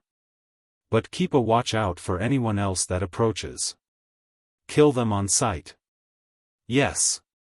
Each person saluted in response before transforming back into the shadows and out of sight to blend in with the surrounding of the ravine. Imperial Protector, the vein of tungsten alloy was completely discovered by accident in this ravine. Tynes pointed out. "Come, show me the way." Jian Chen and Tynes quickly descended down into the rather shallow and narrow ravine. It was more of a gully rather than ravine due to the fact that there had been grass growing here and there in large quantities. Surveying the grass from above, Jian Chen slowly closed his eyes and allowed his presence to expand into the surrounding 50 kilometers and penetrating any solid wall that might obstruct his way. Under the strong detection abilities of his presence, Jian Chen had been able to see through the boulders and walls as if they weren't even there. But, when his presence snaked into the area below, Jian Chen couldn't help but let out a sigh from his lips. This place was practically a giant mountain of tungsten alloy with a purity that matched perfectly with Tynes' description. The tremendous quantity of the tungsten alloy had been enough to leave even Jian Chen tongue-tied, and with his presence, he had been able to dig 5 meters deep into the ground to probe out the area even more. It had been to his even bigger shock that there was even more tungsten alloy, that what was initially measured the extent in which the vein extended to was more than enough to leave any man utterly inconsolable even. Now, knowing the situation behind the hidden cave side, Jian Chen could finally let out a breath in relief. Before, his heart had been pacing wildly from what he was witnessing, but now, he was already back to his original state of mind. And now that his emotions had been completely quelled, Jian Chen began to extend outwards with his presence once more. Deeper and deeper, his presence had started to investigate just how deep this hidden vein of tungsten alloy had gone. With the vast speed of his presence extending into the ground, Jian Chen had soon enough reached roughly 10 kilometers deep into the ground. Thanks to his skill with spreading his presence, Jian Chen could conclude that this had been a very pure vein all in all. The deeper he looked, the purer the vein was. And now that he was 10 kilometers deep, Jian Chen could see that the purity of this vein was at least 90% or perhaps even close to 100. In other words, this was no longer a mine of tungsten alloy but a subterranean area completely made of tungsten alloy. Faced with such a discovery, Jian Chen had been hard-pressed to quell his emotions this time. It had been with such excitement that his entire body began to shake, but he did not stop his investigation and continued onwards. 11 kilometers. 12 kilometers. 13 kilometers. 14 kilometers. Soon enough, Jian Chen had reached his limits to what he could extend to with his presence at 15 kilometers. But at that point, Jian Chen's expression had took on a startled change. Just slightly beneath the 15th kilometer point, Jian Chen could just barely detect an abnormally strong surge of energy with his presence. It was almost as if there had been a barrier preventing him from detecting anything else underneath the protective layering. Even the immensity of the barrier itself was an unknown variable to him. What is that? Jian Chen murmured to himself. This sudden oddity had been far outside Jian Chen's expectations. It had been unfortunate that his presence was not enough to go beyond this 15-kilometer stop point, as he had no other way to investigate what this strange energy was. The next step had been to investigate the surrounding area with his presence before finally withdrawing it. It had been with furrowed eyebrows that he stared down below at the ground as he tried to think. This occurrence had brought a great deal of curiosity onto him and completely overshadowed the joy he felt from the discovery of far down the tungsten alloy went. If only my presence was strong enough. As things stand now, it's futile to try and see what lies beyond that barrier, but I can at the very least explore it in the future. Jian Chen thought to himself. Right by Jian Chen's side, Tynes had noticed the puzzled look on Jian Chen's face and asked out in concern, "Imperial Protector, what is the matter? Tynes, what is the history behind this valley? Is there perhaps any legends about this place?" Jian Chen asked. "I have heard no such thing before." Tynes shook his head after racking his mind for any pertinent information. Letting out a sigh in defeat, Jian Chen looked around the entire valley with his presence. For about 20 meters beyond this area, the tungsten alloy had already deteriorated into a purity rate of 50%. And by 50 meters, the amount of tungsten alloy was practically nil, with just stone and dirt left in its place. With the entire valley investigated, Jian Chen could finally ascertain that the heart of the tungsten alloy was located within a diameter of 100 meters of this place. The tungsten alloy at the very heart of the valley was the purest at about 85% purity. Now that his investigations was completely over, Jian Chen and Tynes returned back to the headquarters of the Blood Moon Mercenaries. At the very top of the castle in which the Blood Moon Mercenaries were located at, Jian Chen could be seen conversing with Tynes and the other high-ranking members of the Blood Moon Mercenaries.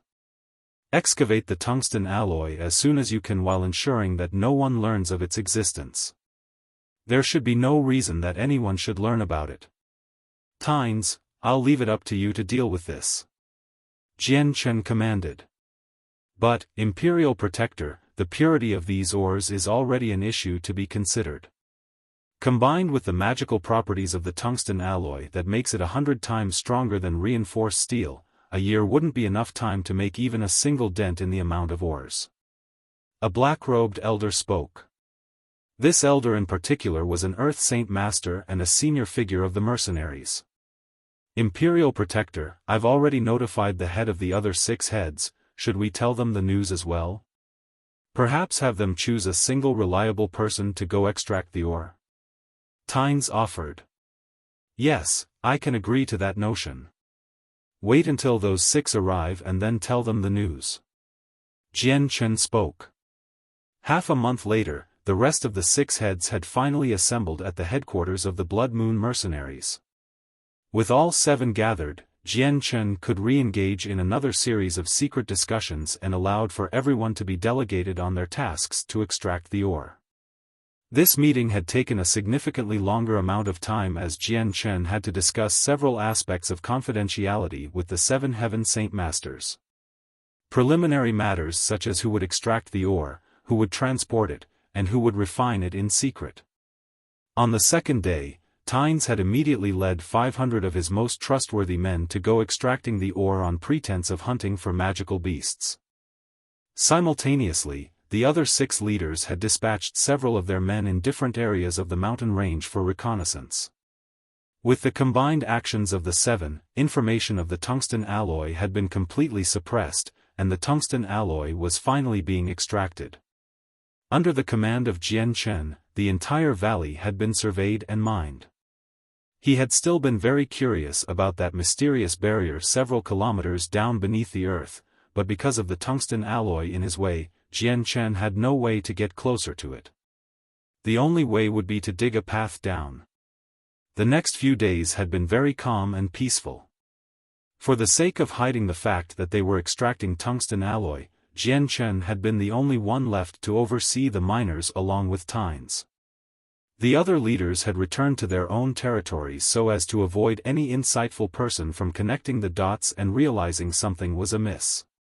But even with that, the 7 had established a means of quick communication between each other.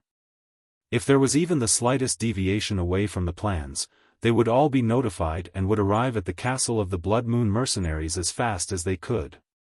10 days later, the Flame mercenaries had all been rushed to the Blood Moon mercenaries' territory. Finally garrisoning themselves within the castle, the 3 Heaven Saint Masters and 500 Earth Saint Masters had been included into the group, making the Blood Moon mercenaries stronger than before. Jian Chen had not hidden the fact of the tungsten alloy from Ming Dong and the others and had told them about it. But Zhan Tian, the other captains, and the Heaven Saint Masters remained clueless about the ore. When the time came for them to understand the magnitude of the tungsten alloy, each one of them had been so shocked that their jaws dropped wide open. A tremendous deposit of tungsten alloy like this is extremely rare on the continent. Should this make its way out, there will definitely be turmoil all over the place. Even a few of the isolated families or the 8 great powers would mobilize with such an event. With our strength alone, it would be difficult to maintain this. Huang Luan remarked grimly. Equally grim, Jian Chen nodded his head. I've already locked down on the information. If the time comes for this to leak out, then I will have the Qinhuang kingdom step in. My Huang family is strong. If there is a need for it, then I'll have the ancestor of my family step in as well.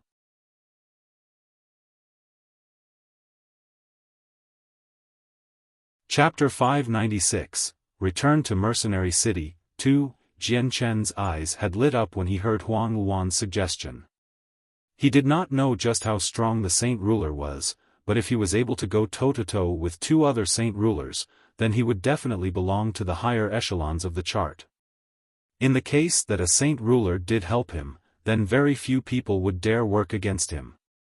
Wait until for the situation to arise first before we call on your ancestor to help us. Jian Chen smiled. Aside from the 4 imperial protectors from the Qinhuang kingdom, he had also the ancestor of the Huang family to help him. With those 5, Jian Chen had no desire to use them at the wrong moment. As for Ming Dong's uncle figure, Jian Chen had no delusions that he would be able to ask for his assistance. The Saint Ruler was very unwilling to complicate himself with any external affairs, and even the priceless tungsten alloy would not be enough to shake his neutrality. But there had been no leaks of the information at all in regards to the tungsten alloy. Aside from Jian Chen's group, only the 7 leaders and their men had known about it. The excavators had all their storage items confiscated during their time in the mines in order to prevent news or evidence from being spread. Even their movements had been limited to only 10 meters beyond the mines. The Flame mercenaries had been stationed within the castle of the Blood Moon mercenaries whilst all of this was going on. When the 7 leaders heard that it was Jian Chen himself who led the group, they had immediately announced their own desires to join the Flame mercenaries. And now with the inclusion of those 7, the Flame mercenaries had exploded once more in strength. The entirety of the land that had been the Heavenly Eagle Kingdom was fully engulfed by Jian Chen, and the amount of experts within the land had been plentiful. Aside from Jian Chen, there were nearly a dozen other Heaven Saint Masters included amongst the mercenaries, making the Flame Mercenaries a household name within the surrounding 100,000 kilometers. The following days had been calm in comparison to the news from above, with the tungsten alloy being extracted methodically. Every day, an abundant amount of the ore would be collected, and the key figures in the operation such as Jian Chen had been all the happier to see it. When all of the tungsten alloy is extracted, we definitely have enough to use them for our city. Ming Dong spoke with a quavering voice. If this tungsten alloy were to be used to build the city, then the defensive strength it would boast would be enough to be one of the strongest cities on the continent. Even the 7 capital cities would be equal to us. Even the normally quiet-spoken Du Gufeng had been filled with an expectant look in his eyes. We could even use the tungsten alloy to create a large amount of armor for the elite soldiers to wear. Bai Lian piped up in excitement. Everyone had been quick to suggest what they should do with the tungsten alloy. All they needed to do was wait for a definitive number of just how much tungsten alloy had been mined, and they could go ahead with their plan. In the blink of an eye, 3 months had passed for Jian Chen's stay in the Heavenly Eagle Kingdom. Nothing out of the ordinary had happened within these 3 months, and the lockdown on the tungsten alloy had been as strict as ever. The tension from safeguarding this secret had been extremely large on Jian Chen's heart. However, early one morning, Jian Chen had only just opened his eyes from his seated position on his bed to look out the window. In his mind, memories of the little fatty he met in Longevity Valley suddenly cropped up out of nowhere. I promised to meet him again in a single year after I left the valley. It's about time that I make true on that promise and visit the valley. Jian Chen muttered as he stepped out from his room. In the past few months, he had remembered about that fatty several times, but because of the matters on hand, he had to put off the trip until later. But now that there was no foreseeable changes in the extraction of the tungsten alloy, he saw no need to delay the trip to Longevity Valley any longer. As soon as he walked out from his room, Jian Chen had convened with the others once more to announce that he would be leaving for a short period of time. Jian Chen, where are you going? Let me go with you. Huang Luan asked in reluctance to part away from Jian Chen again. I have an important matter to return to Mercenary City for. But I'll be home soon enough, so remain here in the meanwhile. Jian Chen shook his head to decline. A disappointed look appeared in her eyes after that. Jian Chen, go quick and return early. Yu had been equally reluctant to part with Jian Chen. Despite her reluctance, however, she knew that this trip was unavoidable for him. Nodding his head, Jian Chen spoke, if nothing happens, I should be home soon.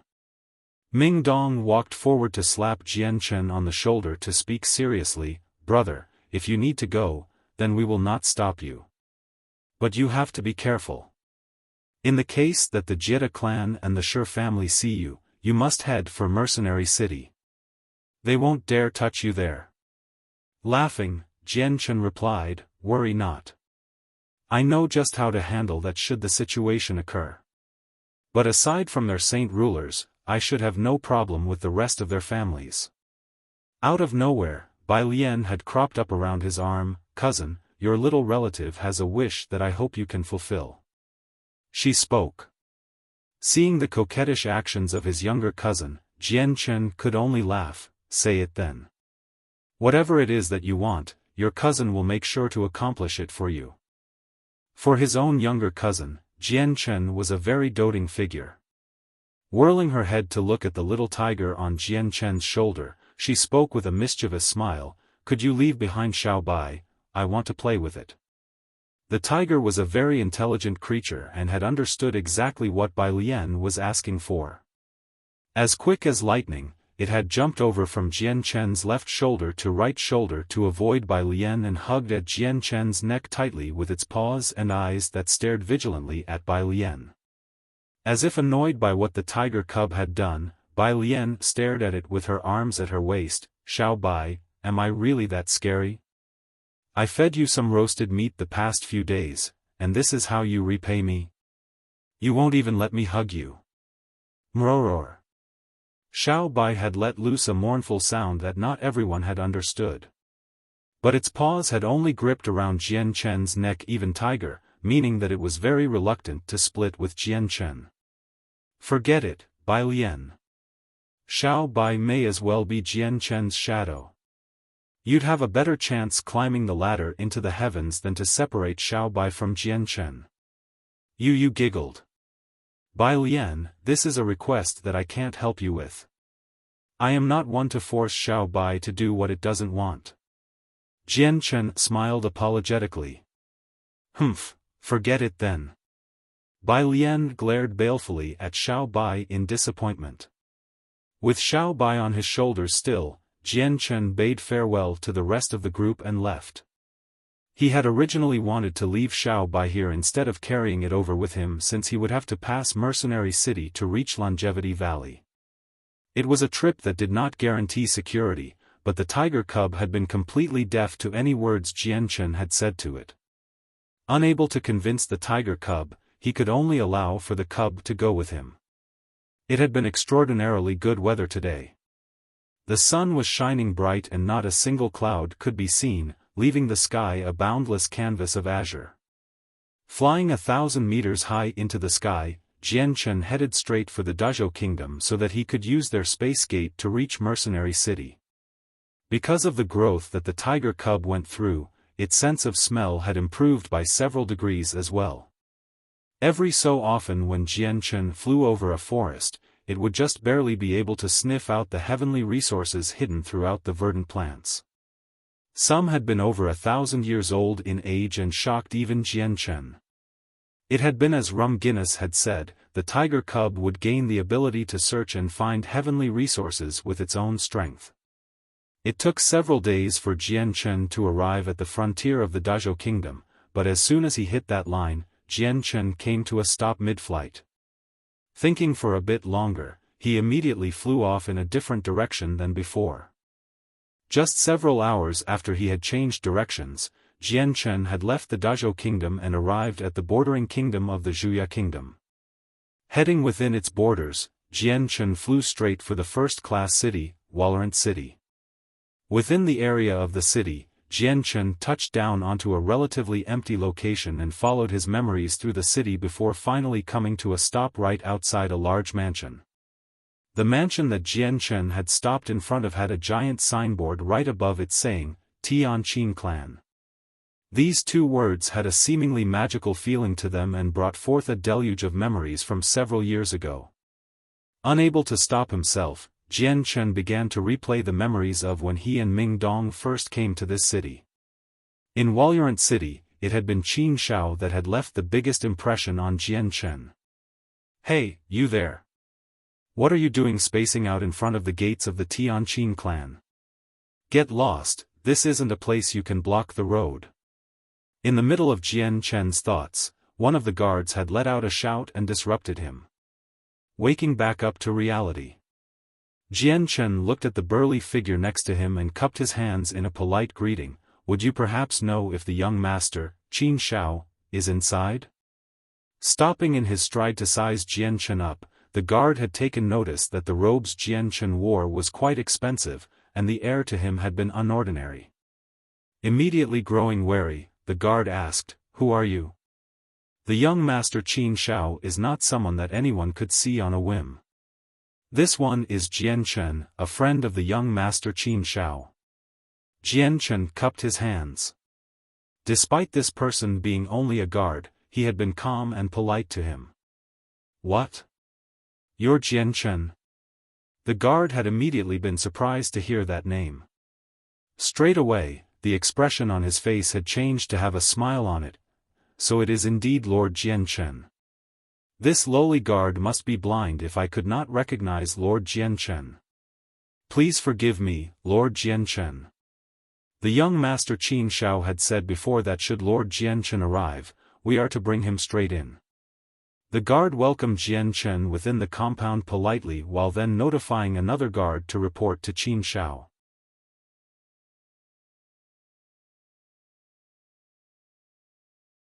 Chapter 597, Return to Mercenary City, 3, Received once more into the Tianqin clan, Jian Chen had been once more honored into the compound just like with his last arrival here. Even the head and the senior figures of the clan had made their way over to the halls to greet Jian Chen. Jian Chen was after all, the king of mercenaries, and a figure that the Tianqin clan would not dare bear arrogance with. Even as he was being warmly received, Jian Chen had finally met up with Qin Shao once more.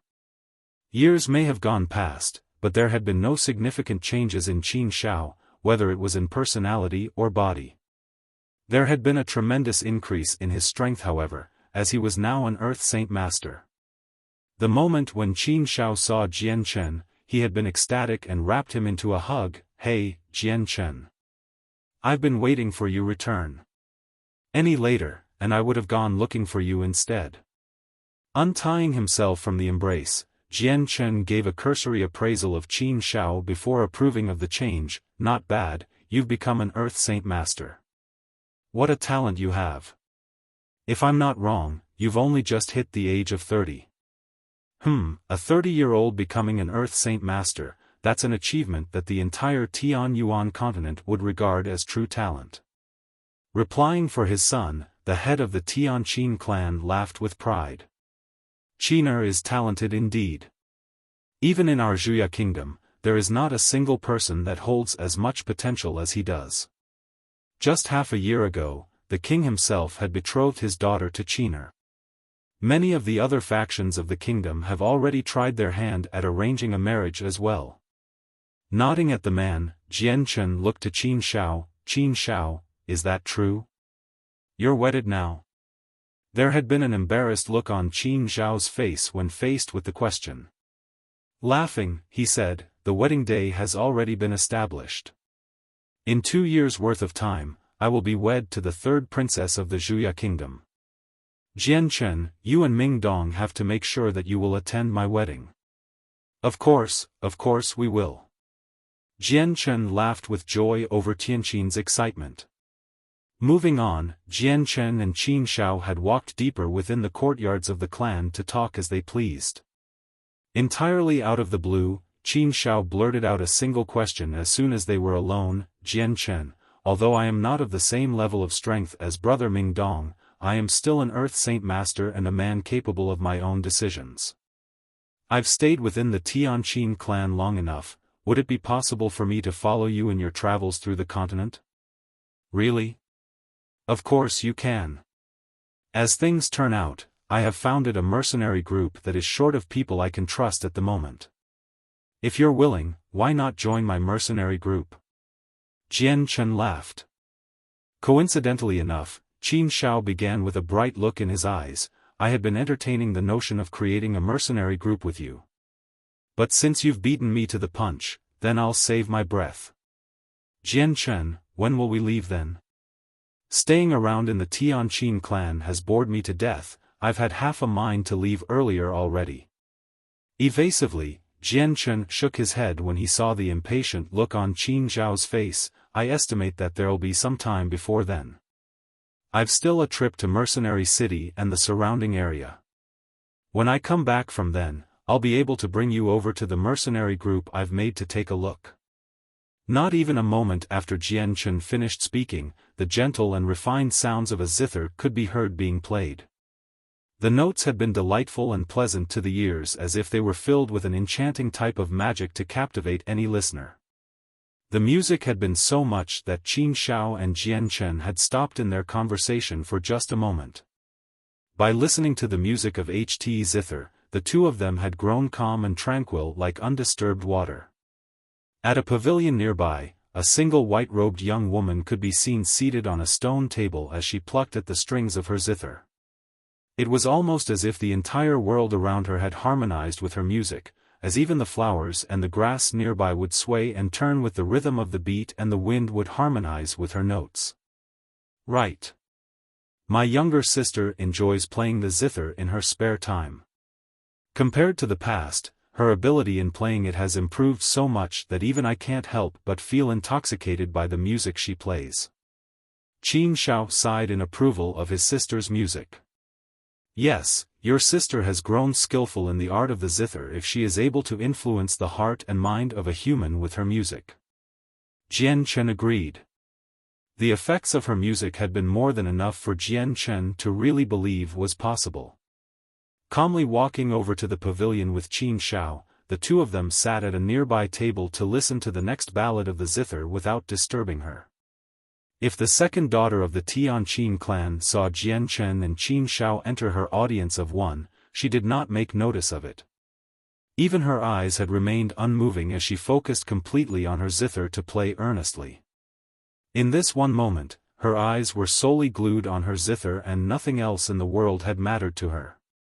The ballad continued on for some time before finally receding away into silence. Her tender fingers paused in its movements as she lifted her eyes away from the zither at last and then onto Jian Chen and Qin Shao who were nearby. Her eyes had registered them with a bright gleam of light that contained a lively look to them as if it were sentient. Yet, her face had been covered by a single piece of cloth when she smiled at the two, making her exact appearance unclear. "Brother, my apologies, I've kept you waiting." "My lord Jian Chen, I had no idea you would come in either." There had been a faint smile on Jian Chen's own face when he nodded, but when he was about to speak, Qin Shao had cut in first. "Sister, you spend more than enough time wearing that veil outside, why do you wear it in our own home as well?" "Wearing this veil has become something of a habit for me. To take it off now would be a strange change," she replied softly. Turning to Jian Chen, she spoke, "If I remember correctly, the last time we met, Lord Jian Chen, it was a year ago. Have you been well since our last meeting?" A bright smile appeared on his face. "Worry not, this one has done well. On the other hand, you've seemed to have made great progress in the art of the zither I see. This girl has been studying the art of the zither for as long as she's lived. Every day I try my best to study and dedicate myself to the art. Even now, my skills are still lacking in comparison to someone like the famous heavenly enchantress." Jian Chen's heart had skipped a beat when he heard mention of that name. "Perhaps you wish to follow the heavenly enchantress' footsteps and wish to delve into the way of the zither rather than Saint Force." "I'd bet so. My sister has always been a smart one with a power of comprehension stronger than others. Even her skill in cultivation is decent, but what made my father disappointed was her lack of motivation to continue with her cultivation. As a result, she is only at the 5th layer of Saint Force and spends her time focusing on the zither instead. Although the ballads she plays are captivating, it's rather useless against an enemy." Qin Shao shrugged his shoulders noncommittally. The fact that his own sister was so entranced by the zither had been a source of a headache for him since he did not see any applicable way it could be used for cultivation. Even though her brother had criticized the usefulness of the zither, she did not grow angry. Instead, she explained, "Brother, you underestimate the zither. I have not yet reached the beginning steps of the way of the zither, that's all. The profound mysteries of the music that a zither produces is something you couldn't possibly imagine. In the case that one truly embarks on this path of cultivation, then the fighting prowess they bring is far beyond what Saint Force could compare to. Aside from the heavenly enchantress, I have never heard of anyone else using the music of a zither as a way of cultivation. Sister, you don't have any guidance nor teachings on how to embark on this path. To try and find this path by yourself is difficult, why not just cultivate with Saint Force instead?" Qin Shao pleaded. But she had shaken her head in response, "This is what I plan to do with my life. I will use all of my energy to accomplish my goal, and even if there lies nothing at the end of my path, I will not regret it." "Qin Shao, if your sister is so set on this path, then let her walk the path she chooses. Although the music your sister plays is far below what is needed to fully captivate the soul of a person, it has reached a point of maturity in its own right. As long as she continues to practice and study, your sister will grow and learn. She will definitely reach the way of the zither she talks of." Qin Shao could only sigh in response to Jian Chen's words. In his mind, he really couldn't approve of the arduous path his sister set for herself. "Thank your Lord Jian Chen for your encouragement. My name is Qin Qin. Please feel free to call me so in the future rather than sister of Qin Shao, my lord." She smiled. But behind the veil, the smile had been hard to distinguish. Qin. Jian Chen spoke to herself, "So your name was that? It is a delightful sounding name that suits a lady like yourself." The lively light in Qin's eyes danced as she looked at Jian Chen and nodded. Without another word, her eyes went back to the old-looking zither on the table and her fingers moved to caress the strings of it once more to induce a melodious sound. Looking at the zither, Jian Chen hesitated for a moment. "Miss Qin, this one has once had the pleasure of meeting the heavenly enchantress in Mercenary City before. In the future should I meet her again, this one will ask to see if she will impart any guidance onto you." Qin's eyes had lit up at the sound of that. "Then I will be in your care, my lord, to ask for the heavenly enchantress to be my master. That alone has been the greatest desire of mine since young." Jian Chen had not remained in the Tianqin clan long after that. Talking briefly with Qin Shao and Qin for a moment longer, he finally left the clan after a small discussion with Qin Shao about the next thing he had to accomplish. Leaving behind Walorant City, Jian Chen flew back towards the Dazhou Kingdom once more. Afterwards, it had been an uneventful trip as Jian Chen finally crossed over into the Dazhou Kingdom and into the palace where he had the king welcome him in.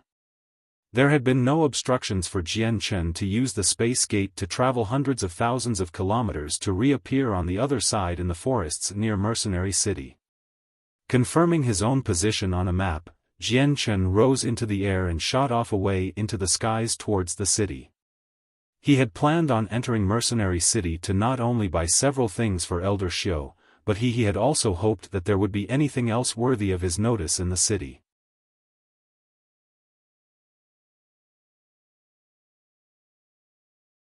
Chapter 598, Return to Mercenary City. 4. Mercenary City was situated at the very center of the entire continent as if to serve as the heart of the land. Although there were no walls, the territory that the city spanned over was no less than the 7 capital cities. In name, it was the most well-known city in the continent. And in the heart of every single mercenary, Mercenary City was the very symbol of divinity. As the holy grounds for every mercenary, the name of the city itself represented freedom and peace. Within Mercenary City, a series of complicated regulations and laws were put into place to uphold the security and peace of the city. There was no division between the strong and the weak. Even if it was a heaven saint master, their status was no different than from the common villager. Everywhere else on the continent, the law of the jungle reigned supreme. But here, that law was non-existent. Fighting was prohibited within the area of the city, and the very moment any single person entered the city, even the strongest wouldn't be able to use their strength without fearing the consequences. This prohibition had thus led to many people referring to Mercenary City as the safest asylum to live in. As long as one lived here, there would be no need to worry about being chased down and killed by anyone. In the course of history, there had been plenty of people that disregarded this law and broke it. But each and every single one of these lawbreakers had been killed without mercy, even the Heaven Saint Masters. Coincidentally, there had never been a case of murder that happened within the city. The only thing that could serve to establish your status within the city was money. With money, one would be able to live a life that even a prince would envy. Without money, one would have to live on the streets. Even finding food would prove to be a challenge. With the tiger cub in hand, Jian Chen flew across the skies at a steady pace. From afar, a series of large buildings could be seen stretching into the skies. From above, Jian Chen could just barely see the transparent barrier that surrounded the entirety of the city. His eyes carefully studied the barrier with curiosity. He had only been to Mercenary City once before, but even that had only given him a small portion of information when it came to the city. He knew of several things such as the fact that it was forbidden to fight within the city, and that the barrier that spanned across the sky had to do with that prohibition. Because of the fact that Mercenary City had no walls, a series of roads and streets intersected one another throughout the entire area. With roads leading in and out of the place, mercenaries could travel through the city along with their carts in numerous amounts. Despite the fact that there were no guards stationed anywhere, none of these mercenaries had acted as unruly as they might be out in the wildlands of the continent. No matter where they were in the city, they acted nice and polite. Touching down onto the ground several kilometers away from the barrier, Jian Chen walked the rest of the way. Without a care for the nearly transparent barrier, he walked through and into Mercenary City. As soon as he entered the city, Jian Chen bought a Class 3 magical beast for him to ride throughout the city. Combined with the fact that Mercenary City was large and that Jian Chen was prohibited from flying, Jian Chen would have to ride a magical beast mount if he wished to get to his destination swiftly. Riding on top of the magical beast, Jian Chen traveled slowly through the major streets of the city to buy all sorts of delicacies from the street stalls. These were all gifts for the natives of Longevity Valley, Little Fatty most especially. He had never once traveled outside the valley and knew nothing about the outside world. This by extension meant that he had never once experienced the delicacies of the continent. For half the day, Jian Chen walked through the streets. Using the money saved in his space ring, Jian Chen had gone on a wild shopping spree and had managed to fill up 5 whole space belts before he had been satisfied. Hopping onto his mount, Jian Chen then rode straight for the drugstores. About an hour later, Jian Chen arrived at a 5-layered pavilion. This was where all sorts of priceless heavenly resources could be bought and sold from within the city. Roar!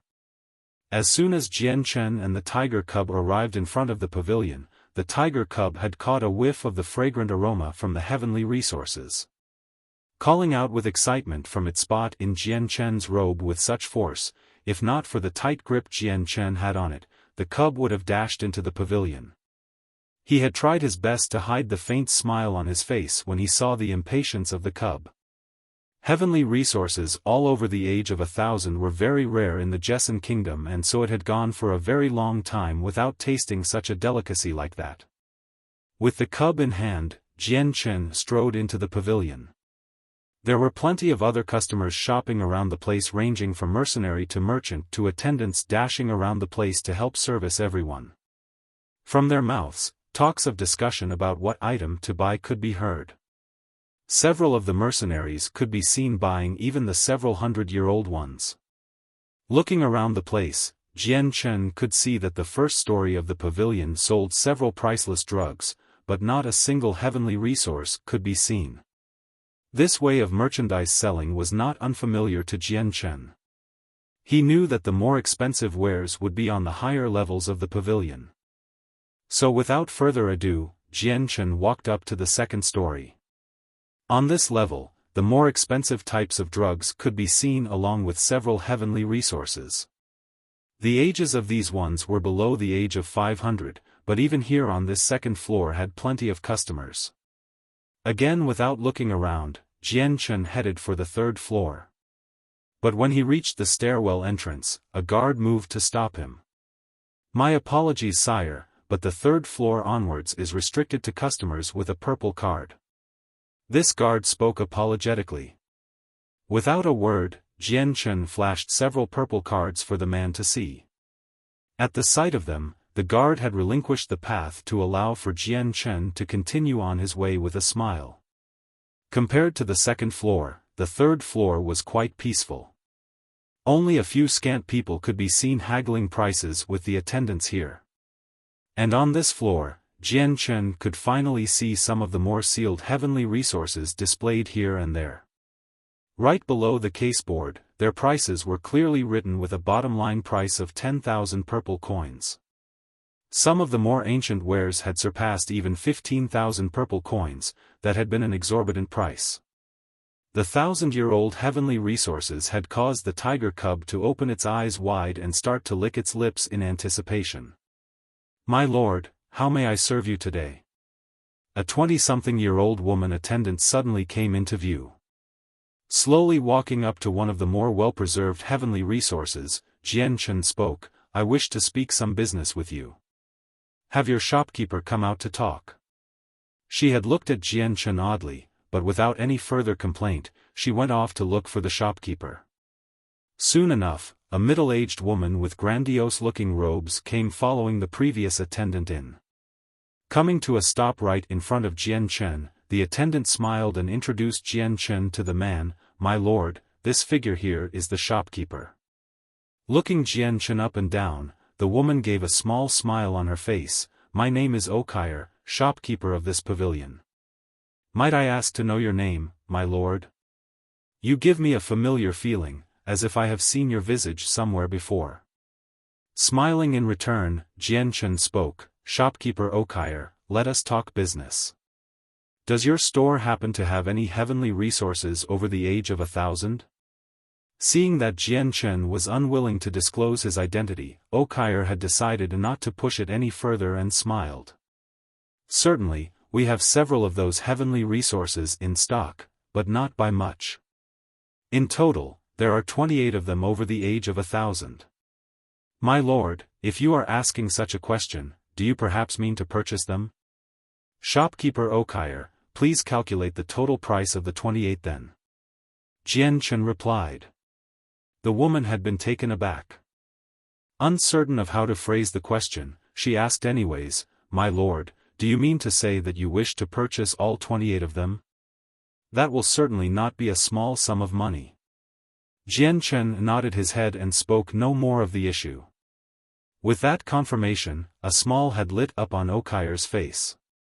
A customer purchasing over 20,000-year-old heavenly resources was an extremely rare sight to be seen. Hurriedly taking out an abacus, Okire started to total up the sum of all the items. "My lord," she began. "Each of the 28 heavenly resources have varying ages. Some are just 1,000 years old, some are 2,000 or 3,000 years old. Combined with the fact that some of them are of rare species, each one of the heavenly resources will be of different prices.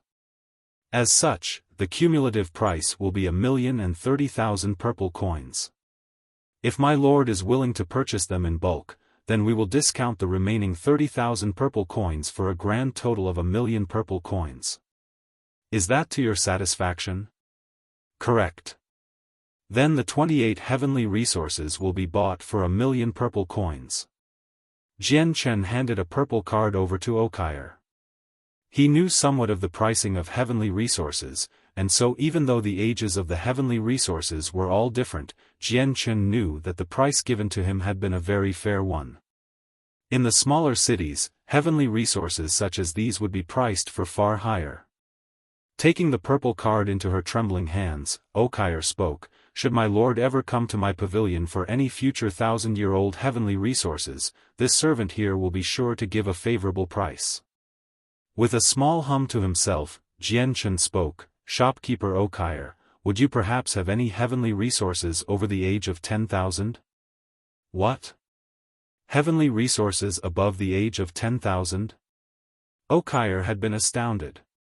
Regarding Jian Chen with a stupefied look, she answered, "My lord, how could heavenly resources of that age possibly be that easy to find? 10,000-year-old heavenly resources are something that the entire Tianyuan continent can only stumble upon once in a while. Not only are they impossible to find in markets, each time one appeared, they are worth countless of purple coins. They are something that could allow people to become anew and are known to many as ingredients to immortality. Many of the experts standing at the zenith of the continent would use such things to extend their lifespans even. Perhaps shopkeeper Okire knows of a place where such heavenly resources could be purchased at?" Jian Chen pressed on. Pausing to think for a moment, Okire then finally responded, "According to what I know, 10,000-year-old heavenly resources are all rare. With each appearance of one, they have shown up in only the capital cities and mercenary city. To my knowledge, they have appeared once every 3 years or so amongst the 7 capital cities, and once a year here. A tremendous auction house always follows 2 days after its announcement, so if my lord is still in need of one, then your best luck would be at the auction house."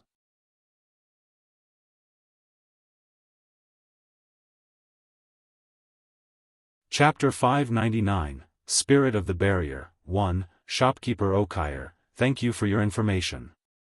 Jian Chen cupped his hands in gratitude. But where might this yearly auction house take place? There are plenty of auction houses in this city after all. Perhaps you are not as familiar to Mercenary City as I thought. If you know not even this, my lord. Okayer spoke in between a small burst of laughter. Then, please allow this servant to explain. There are indeed plenty of auction houses within Mercenary City, but those are all privately owned auction houses. There is only a single auction house that is regulated by the entire Mercenary City. As long as my lord makes the proper inquiries, you will learn of the place almost instantly. It is how this auction house is run and what it sells that marks it different from the others. With Mercenary City itself running the auction every year, many extremely rare objects can be seen from it, ergo the 10,000-year-old heavenly resource. They have always been sold off by this auction house. Relevantly, the 10,000-year-old heavenly resource that my lord wishes for will always appear here. But each time they appear, it has always been a fight of money to purchase it. If my lord is adamant on purchasing it, then you must prepare yourself to use a large sum of purple coins to purchase it. Indeed, thank you for your warning. Jian Chen replied gratefully. The shopkeeper smiled, my lord, you are far too polite. This is nothing that could warrant your thanks. The future patronage of my lord would be more than enough to keep this servant happy. She spoke before handing the purple coins back to Jian Chen after processing it. Taking out an exquisite space belt, she handed it over to Jian Chen, my lord, here is your purple card and the heavenly resources are within this belt. Please hold it well. Obediently taking the purple card back into his own space ring, Jian Chen took the space belt and inspected the inner contents to ensure everything was there. Smiling, he stored it away into his space ring and left the pavilion after bidding farewell to Okayer. Freely walking up to the windowsill, Okayer watched as Jian Chen walked further and further away into the streets. With furrowed eyebrows, she began to mutter to herself, just who is that person? It is strange to think that he is familiar to me, as if I've seen him somewhere before. But I have never left Mercenary City as of late, and the amount of acquaintances I have is very few. Where could I have possibly met a youngster like this before? Taking the Class 3 magical beast mount for a ride, Jian Chen held a radish-shaped heavenly resource for the tiger cub to munch on. With bright and spirited eyes, the cub devoured the entire thing happily. Heavenly resources for the tiger cub were an extremely rare and delicious delicacy. They were the most delicious and blessed objects in the world to the cub. Eyeing the cub with a small trace of adoration, Jian Chen could not help but smile fondly. In the short period of time the cub had been in Jian Chen's care, it had managed to worm its way into his heart, so to see the tiger cub so happy had made him feel equivalently happy. By asking the people of the city, Jian Chen had managed to find out the auction house Okayer had been talking about. At the center of Mercenary City, this auction house was extremely large and stood at about 30 meters tall. Grand and impressive in its architecture even in comparison to the mighty city it was in, this auction house was very distinguishable, like the head of a beast out in the open plains. Right as Jian Chen was about to take another step, Ziying's voice suddenly popped into his mind, "Ah! Master! This is stardust! Master, we've found some stardust!" Repeating Ziying's words, Qingxua spoke up excitedly, "Master, quickly now!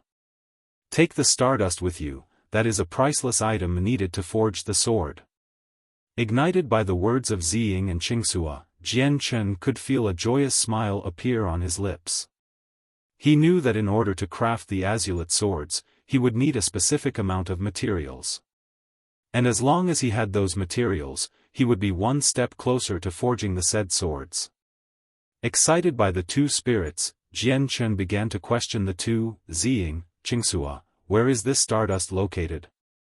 He had no idea what stardust looked like, and so if it were not for the two spirits, he would simply never be able to distinguish it from the entire city. Right away, a strange but mysterious sensation began to pull at his mind as he spoke. In this moment, he could feel a strange attraction as if some sort of magical connection was drawing him to a very specific location. When Jian Chen's eyes hovered over the auction house run by Mercenary City in front of him, a response from within his head could be felt. With this sensation, he could more or less surmise a general approximation that the Stardust would be located within this auction house.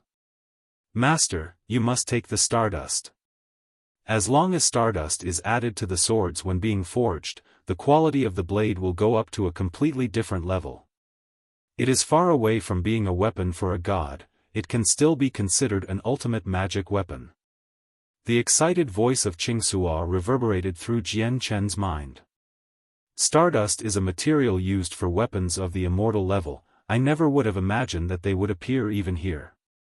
Master, no matter what the cost, you must obtain them. Ziying spoke urgently.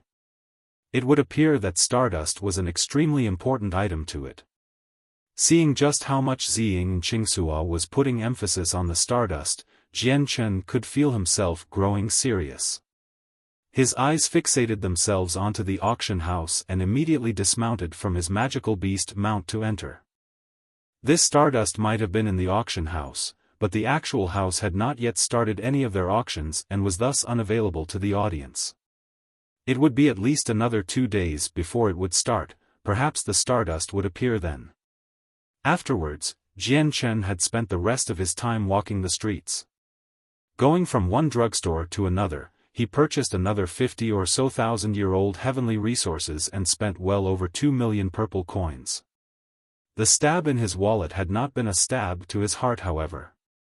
The growth of the tiger was far more important than money, and since the tiger required an exponentially large amount of time to grow, heavenly resources were the only way to expedite this procedure. Jian Chen wasn't short on money either, since he took the purple coins from the space rings of the Heaven Saint Masters he killed along with any other valuable item. There was still the money from the treasuries of both the Pingyang Kingdom and the Heavenly Eagle Kingdom that he had not yet exhausted, along with the monster cores. These alone were enough to make Jian Chen into a mobile treasury with the raw amount of value he had on him. It was only until dusk that Jian Chen finally stopped his window shopping spree through the streets and settled in one of the inns to wait for the auction 2 days from now. There would undoubtedly be heavenly resources over the age of several thousand years old at this auction house, as well as the stardust needed to forge the azulate swords. This meant that the upcoming auction event would definitely be an event that Jian Chen couldn't afford to miss. In the same vein, this meant that Jian Chen would have to delay his trip to Longevity Valley for another 2 days. Later that evening, in his own grand room, Jian Chen sat on top of his bed in the midst of concentration. He had wanted to try his best to come to understand the energy of the world along with the piece of a saint-tier battle skill to become a saint ruler as soon as possible. By his side, the tiger cub wolfed down 3 heavenly resources and quickly fell into a deep slumber to process it into energy. The candle wick within the room had long since gone out, leaving the entire room in pitch-black darkness. Even if one's hand were in front of one's face, the fingers would not be visible at all. But in this darkness, the room was exceptionally quiet, so that even a needle could be heard if it were dropped onto the ground. In the skies above Mercenary City, the gigantic barrier that had spanned across the entire city pulsated once. Shortly afterwards, a single girl's voice could just barely be heard from the skies.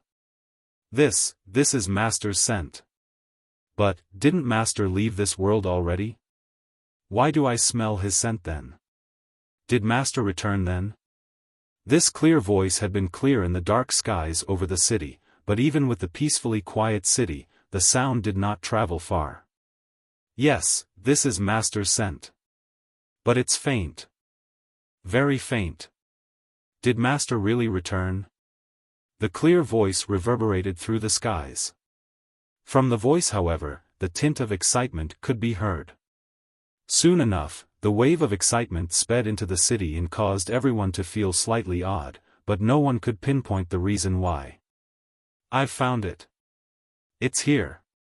Master's scent is definitely coming from here.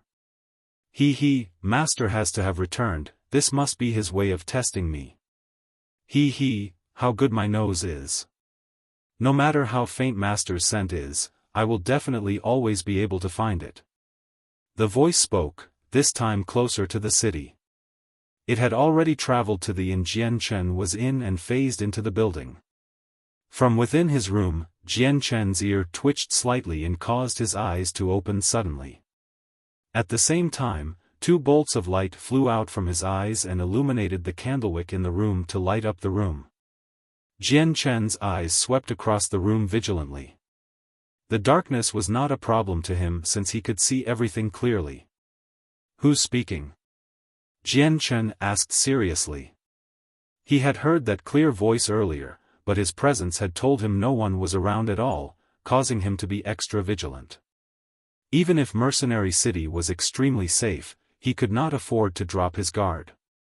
It's faint. Very faint. Master's scent is here.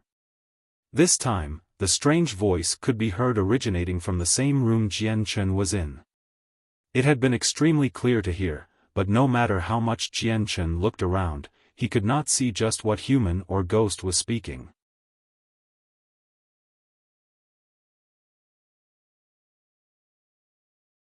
Chapter 600, Spirit of the Barrier, 2. Bolting straight up from his bed, Jian Chen landed gracefully onto the ground with his eyes staring hard at the entirety of the room.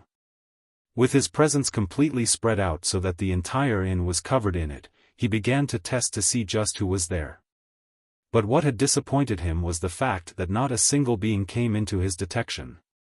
He had clearly heard the distinguishable voice of a person nearby him earlier. It was not of the same skill that a saint ruler would use to pitch their voice, since a saint ruler would use it to speak directly into the ear. This voice was different. It was a clear voice that anyone within earshot would be able to hear and detect the origin of. But even though it came from his side, the strange and bone-chilling thing was the fact that not a single living thing or spirit could be seen. Who is speaking? Come out now. Jian Chen commanded with a solemn face. This was a first that he had never seen before.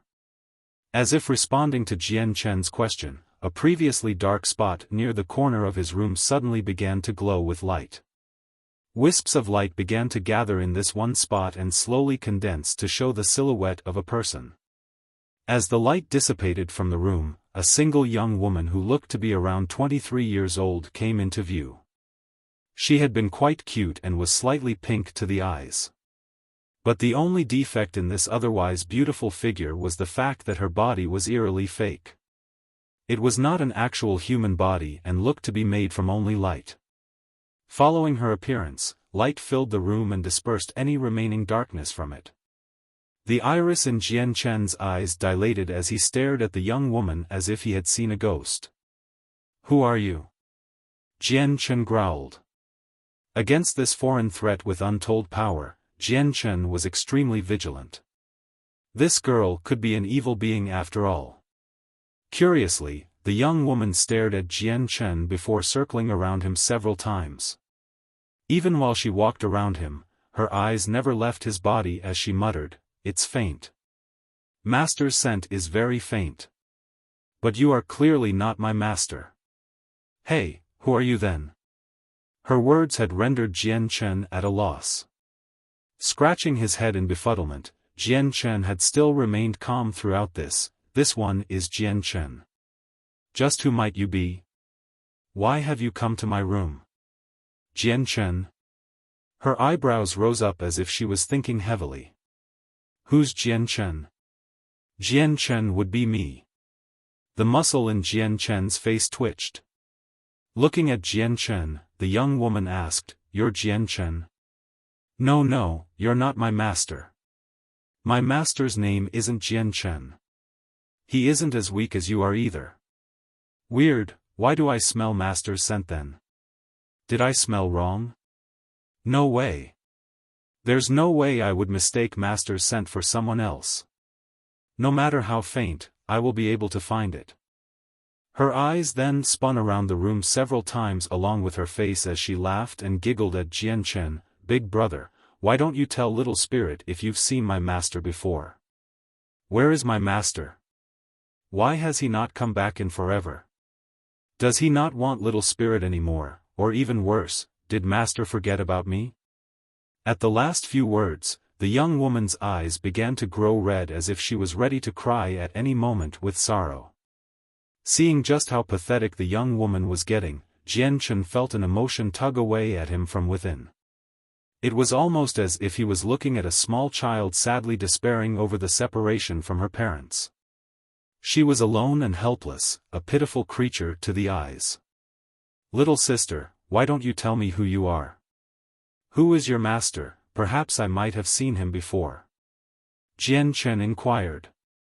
Right now in his mind, he was trying his best to think of any possible person that could fit the bill as fast as he could. "I'm Little Spirit. But people call me the Spirit of the Barrier. As for my master, you should know him, he's the lord of this city," she answered. "The lord of this city?" Jian Chen uttered a low grunt of stupefaction.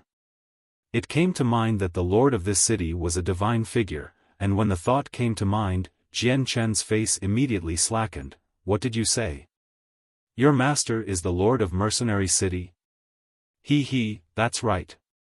Mercenary City is ruled by my master." "Big brother, so you do know my master. Tell me where my master is, okay? Big brother, I'm begging you." Her face had lit up when Jian Chen had answered her. But then it quickly turned into a look of pleading and pity as she begun to beg him. A breath of surprise escaped from Jian Chen's lips as he stared dumbfoundedly at this 20-something-year-old woman in front of him. The Lord of Mercenary City, that title had only one person in its history, and that person would be the strongest of the Tianyuan continent, Mo Tianyun. This girl that was right in front of him, her master was actually the one hailed as the strongest of the continent Mo Tianyun. That realization had been like a clap of thunder to his ears. A considerable amount of time had passed before Jian Chen had finally regained his wits. Still staring rather shocked at the girl, he just had to ask once more, "Little sister, did I hear you correctly? The Lord of Mercenary City, Mo Tianyun, is your master?" Even now, Jian Chen was doubting what he had heard. "Yes, of course. He is Little Spirit's master." Even for her entire life, Little Spirit has not forgotten about master. It was master that give Little Spirit her name, you know. But master left a long time ago and never saw me again. Little Spirit really misses master. As she got to the end of her words, the little girl's face grew crestfallen. For this one moment, she had looked truly alone. As if a bomb had gone off, Jian Chen had not known what to think. He could only stare at this girl tongue-tied while trying to find his mind to respond. This eccentric young woman, was she really a person of the same lifetime of Mo Tianyun? But with that thought, an extremely terrifying question had came to mind that Jian Chen couldn't help but start to tremble and shake about. If this young woman was truly a person from the lifetime of Mo Tianyun, then just how long had this person lived for? "Big brother, please tell Little Spirit, okay? Where is my master now? Why hasn't he come back for Little Spirit? Little Spirit misses master." While Jian Chen had been quiet, the young woman's eyes had already begun to grow teary and pitiful. Even Jian Chen had felt a twinge of sympathy when he saw the pathetic expression of hers. The words she was asking for, however, would render anyone speechless, and Jian Chen had no idea how to respond. Mo Tianyun was a figure of antiquity. Even if he was the strongest on the continent, even he could not withstand the corrosion of time. Many generations had already passed since his pinnacle, and only the illustrious fame his name brought was left behind. Jian Chen had never once seen Mo Tianyun before. "Big brother, please tell Little Spirit, okay? Where is my master?" The silence from Jian Chen had prompted the young woman to plead again.